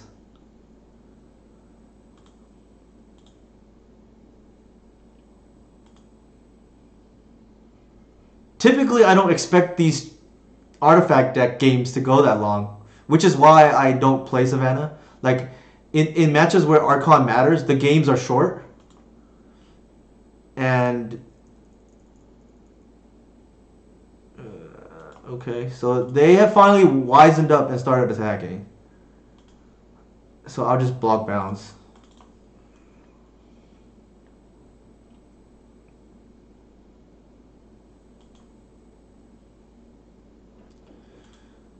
We're just gonna do this now.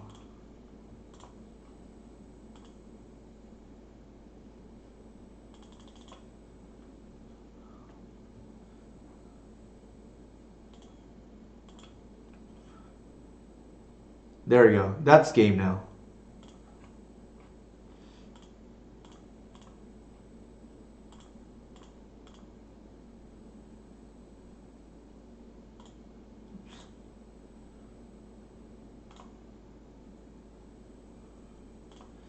There's play some. I'm gonna. You can play oops. Like you can probably do multi queue pretty easily. All right, there's hoof. Yeah, I for those who missed it, I misclicked against a test opponent earlier because I was responding to them because they had asked me a question that I promised I would answer at the end of the match, and I clicked through the attacks. Or actually, there was two things, right? Against the test player, I clicked through the attack step, and then I forget who I was just playing against this other deck earlier where I misclick on the green sun for 8. Oh,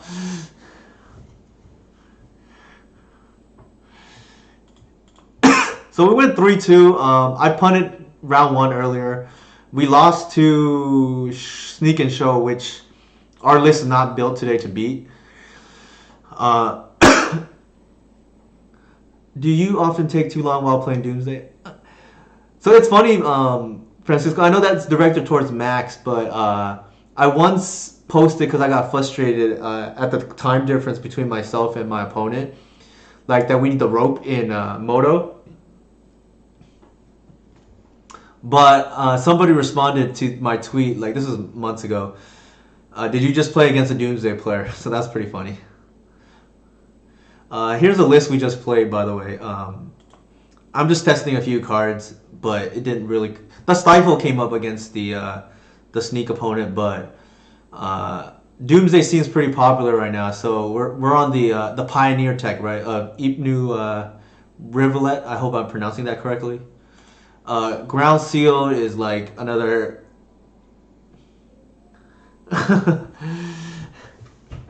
Yeah, Max has turned Doomsday, or at least his iteration, into a full grind fest with Arcanus, and I know Max. Oh, by the way, please pronounce it Arcanus instead of Arcanus. Otherwise, Max will have umbrage with. We'll take umbrage with you.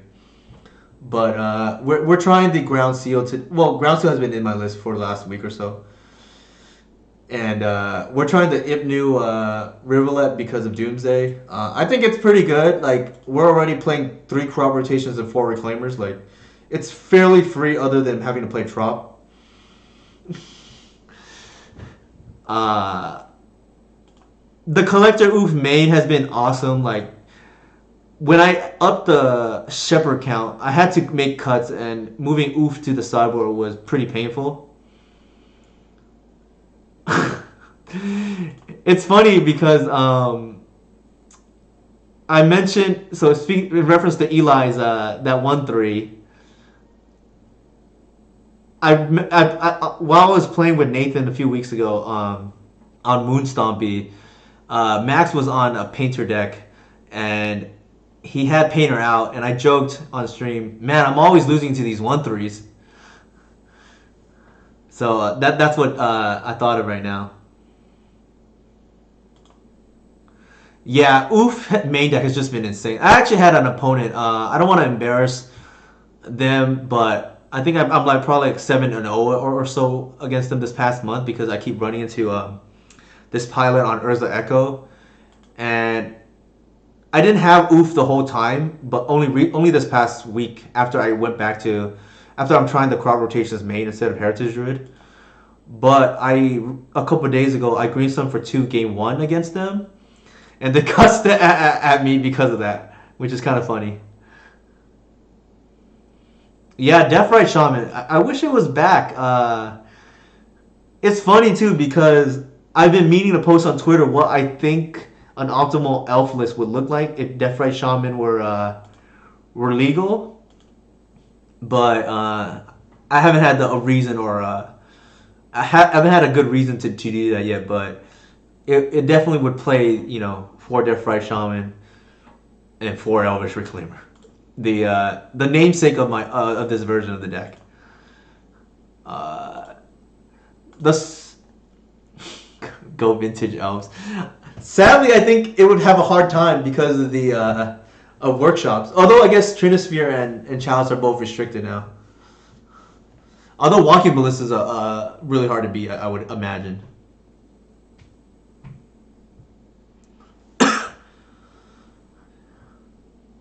Yeah, I definitely think Deathbright Shaman is pretty nuts. Like even right now, if you're talking about just a value card, Arcanus uh, is probably I think it's not as strong as Deathbright Shaman obviously because it comes down turn 2, but it's in that same mold of just like cheating on mana and always being relevant.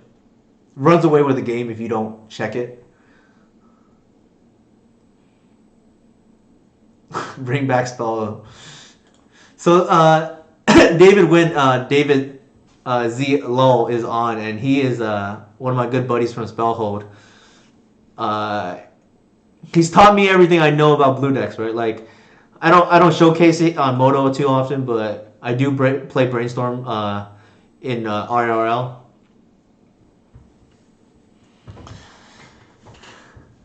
So there's that. Yeah, yeah. Make the world normal again. Like today, I mentioned on the first part of the stream, like was kind of a big day in the sports world and in the real life world, I guess. President Trump got impeached for his, inciting all the violence earlier this week, last week, I guess.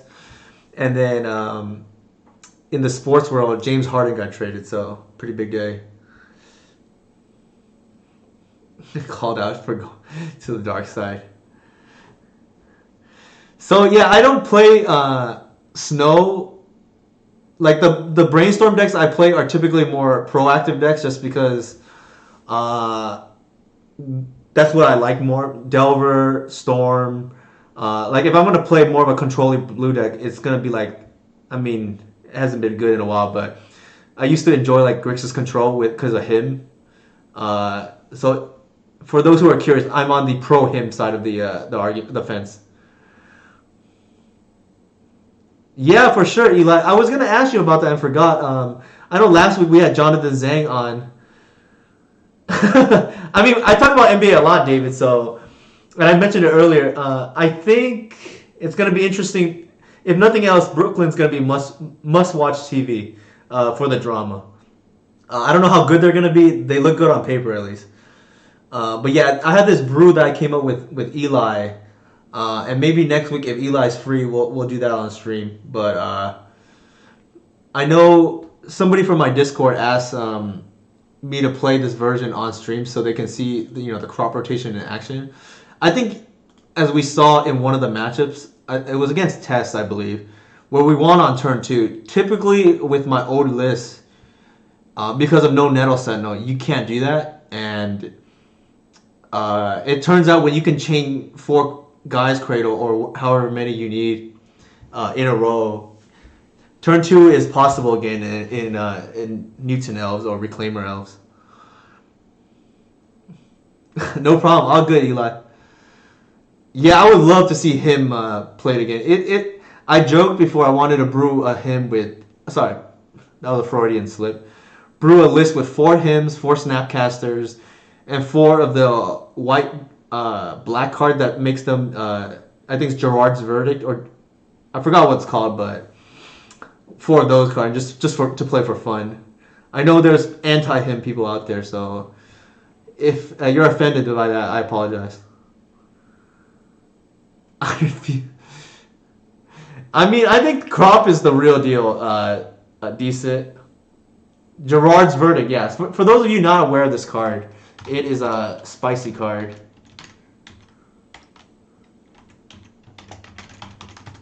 Let's bring it up. Yeah. You even gain life, and everybody knows life gain is awesome, right? –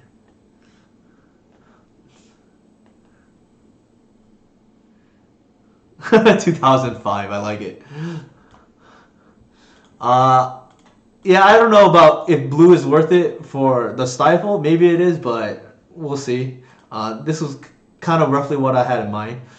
I'd like room for a second ground seal for sure. We didn't play against any Delver, but I think this list is very good against Delver because of the crops. Like, growing your Reclaimer, like, who cares about card advantage when you have a 3/4 that they can't get off the field? Nice battle box. Yeah, we had a battle box at Spellhole. I think one of the guys who was there normally had one. We never really played it much, but that would have been awesome. Pakula, yeah. Gerald's verdict is a classic. So good to see that people are playing that. At least 2005 or whatever the first GP was. Not too many. I mean, the stifles are pretty hot, but I don't know if I'm gonna roll with them or not. Like, it could be Mindbreak Trap. It could be like several different things. Depends if I want to hate Storm or hate Tests more. Turbo Depths is a consideration. Rainbow Depths is a consideration. Like, that's kind of why I wanted to try it today. Anybody have any questions about the crop rotations that I'm playing at the moment? I think they're pretty good. Like, we had a turn 2 kill because of them earlier today. Yeah, Mindbreak Trap has been tested pretty badly for me when I was playing it a few days ago, or a week ago, I guess. And then, like, I joked on the previous stream that Assassin's Trophy, in my opinion, is soft banned until Arcane is banned. I think the K is just too good right now. Do you know offhand what there was that first GP? Yeah, so I don't know too much about the history, unfortunately, Ragnarok, but I'm sure several people in the chat can probably let you know. It didn't feel great, but it's a super small sample size. Okay, so Leva, I'm curious. Why don't you think it was good? Was it because crop rotation, you wish it was Heritage?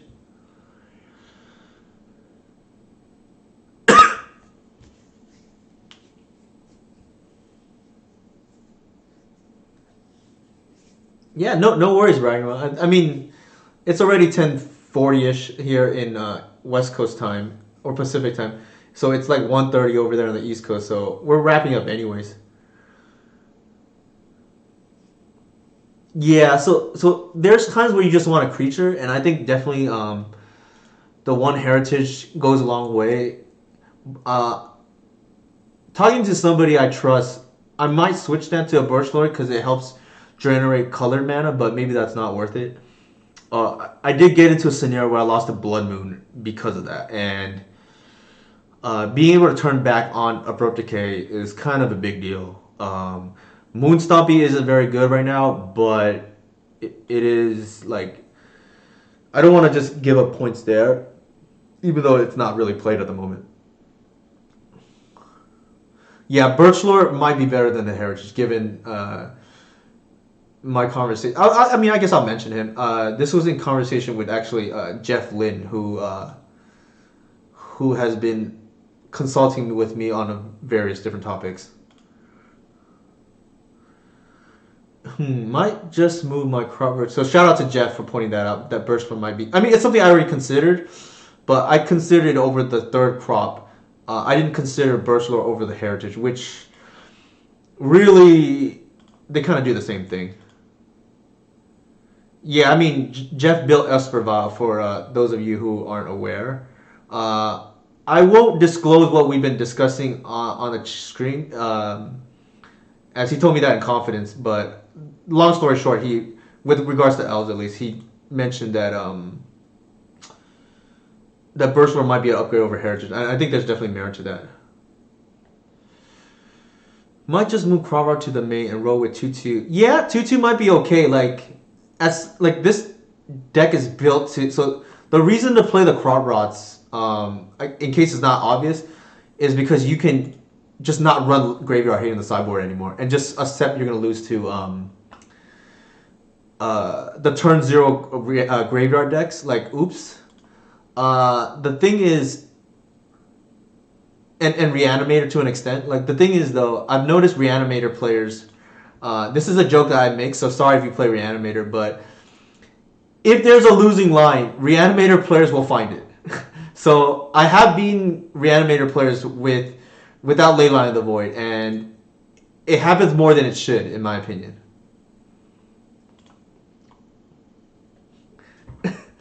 Yeah, if there is a losing line, the Griselbrand player will often find it. And I beat Oops actually without Leyline of the Void too, which is kind of insane. Yeah, so one way to do that is if you overdraw and suddenly a top deck natural order is lethal. Another way is just and this is more rare admittedly, but just discarding the wrong card from me. Also, a late Griselbrand doesn't always cut it for what it's worth. And with Karakas, it's probably we missed the Karakas in the Sneak and Show matchup, but I don't know how relevant Sneak and Show is at the moment, to be honest. Just curious, chat. Do you guys think Sneak and Show is worth having to run a Karakas, whereas I otherwise wouldn't run it?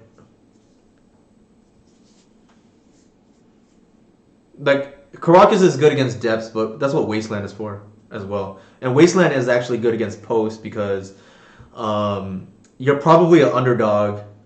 Yeah, and that's true too. Karakas is not even that good against Sneak and Show. You would have to need Archon out on enchantment as well.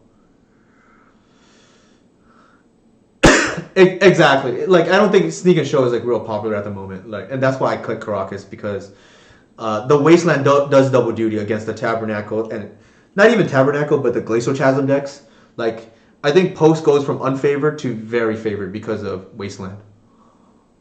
Personally speaking, I played against some of the better Post players, and I think Wasteland completely flips the matchup.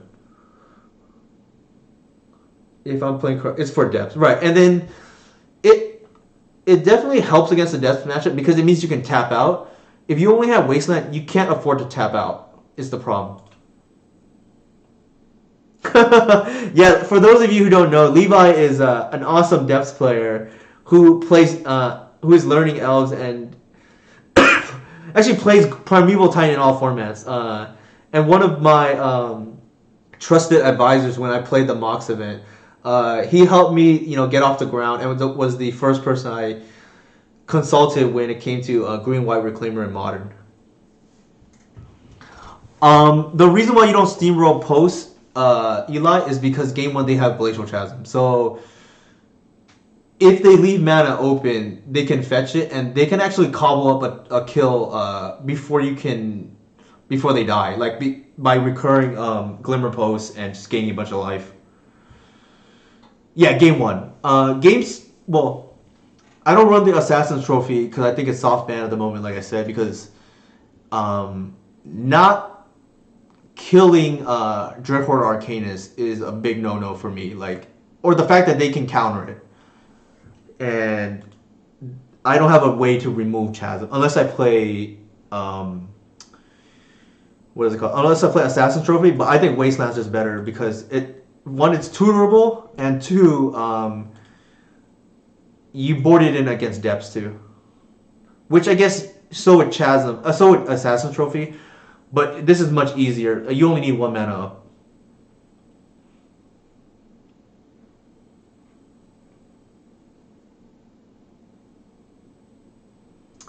Wasteland isn't good enough if they have 1 crop or 1 reclaimer or stage up. So I'm assuming this is in addition to the Chasm, right? Right, Levi?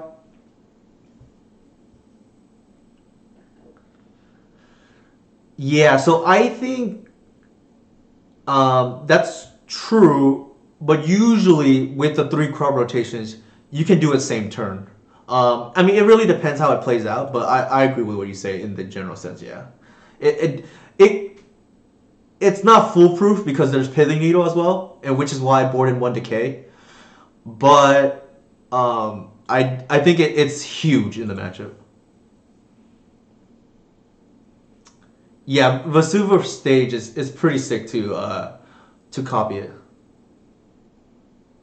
Oh yeah, so Eli hit it on the nail, right? The difference between 0 and 1 out is massive because I used to find the post matchup very difficult, and ever since I started playing Wasteland, because and shout out to Tony Murata out there who's killing a bit with posts and guys like Levi and Tarksar, I think like 1990 or who have been doing well with the deck. I'm like forced to play Wasteland. I also can't beat specifically Tom on Rainbow Depths, so I started playing Wasteland and it helps a lot there too.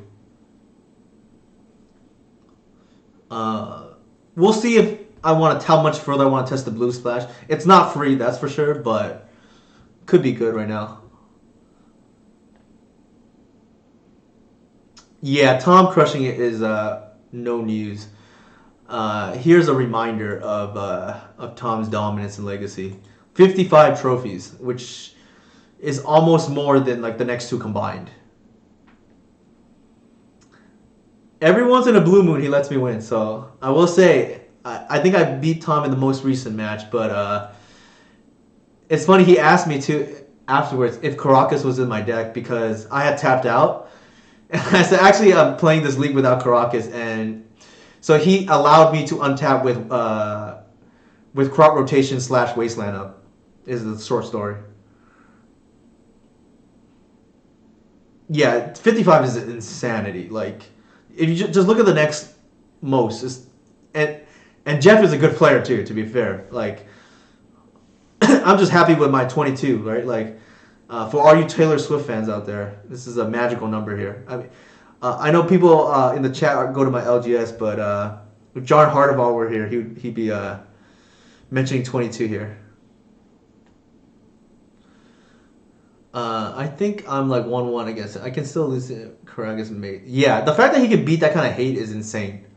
And props to Tom. Not only is he a fantastic player, he's also a very nice guy. Like I've always had positive interactions with Tom, and he was even on my stream. And little tidbit is my first 5-0 stream was actually my first 5-0 stream was actually not with Els but with Tom on essentially carrying me on his back.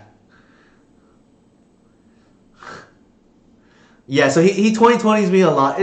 He jokes about it. I know. We have a good laugh because he's twice beaten me on Multi 3, which is kind of nuts because Depth's low key secret is it's actually one of the best decks that benefits from the Mulligan rule, and he knows in the Elf matchup you're not supposed to give me time, and I think that's why I'm like 50-50 against other Depths players is because a lot of them don't Mulligan aggressively for a fast kill. And that gives me time to top deck natural or whatever after they discard turn one. Yeah, so like you have to mull to Oblivion if need be in the against some elves for instance. I know I'm giving away trade secrets for elves, but so what? Yeah, 22. Yeah, David, I'm pretty happy about that. Yes, I took 6 weeks off to essentially prepare for the Mox event, and I was only playing strictly Zendikar draft and Modern at the time, and that's why I was pretty happy still with 22. That's a good question, Levi. I think given my current work schedule, I probably won't play any of the super qualifiers. Maybe I'll play one. We'll see. And given that I haven't touched Modern in a while, it's probably better if I play the Legacy one. But that's 7 o'clock, so we'll see. So time wise, the Modern one probably works better for me. But I do plan on playing at least the Sunday Showcase Challenge. It is 8 a.m., so I'm gonna have to set that alarm. So this weekend is the Showcase Challenges. next weekend is the what's called the super qualifiers, and there's one for I think every format, and even two for modern.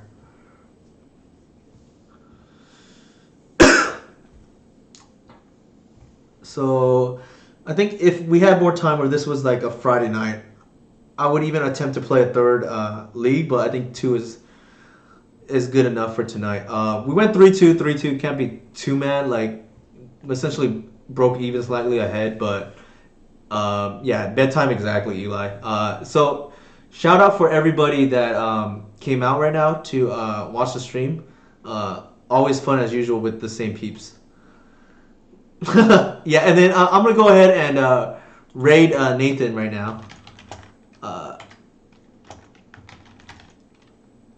Given that he's a friend of the oops. Given that he always swings by whenever he can.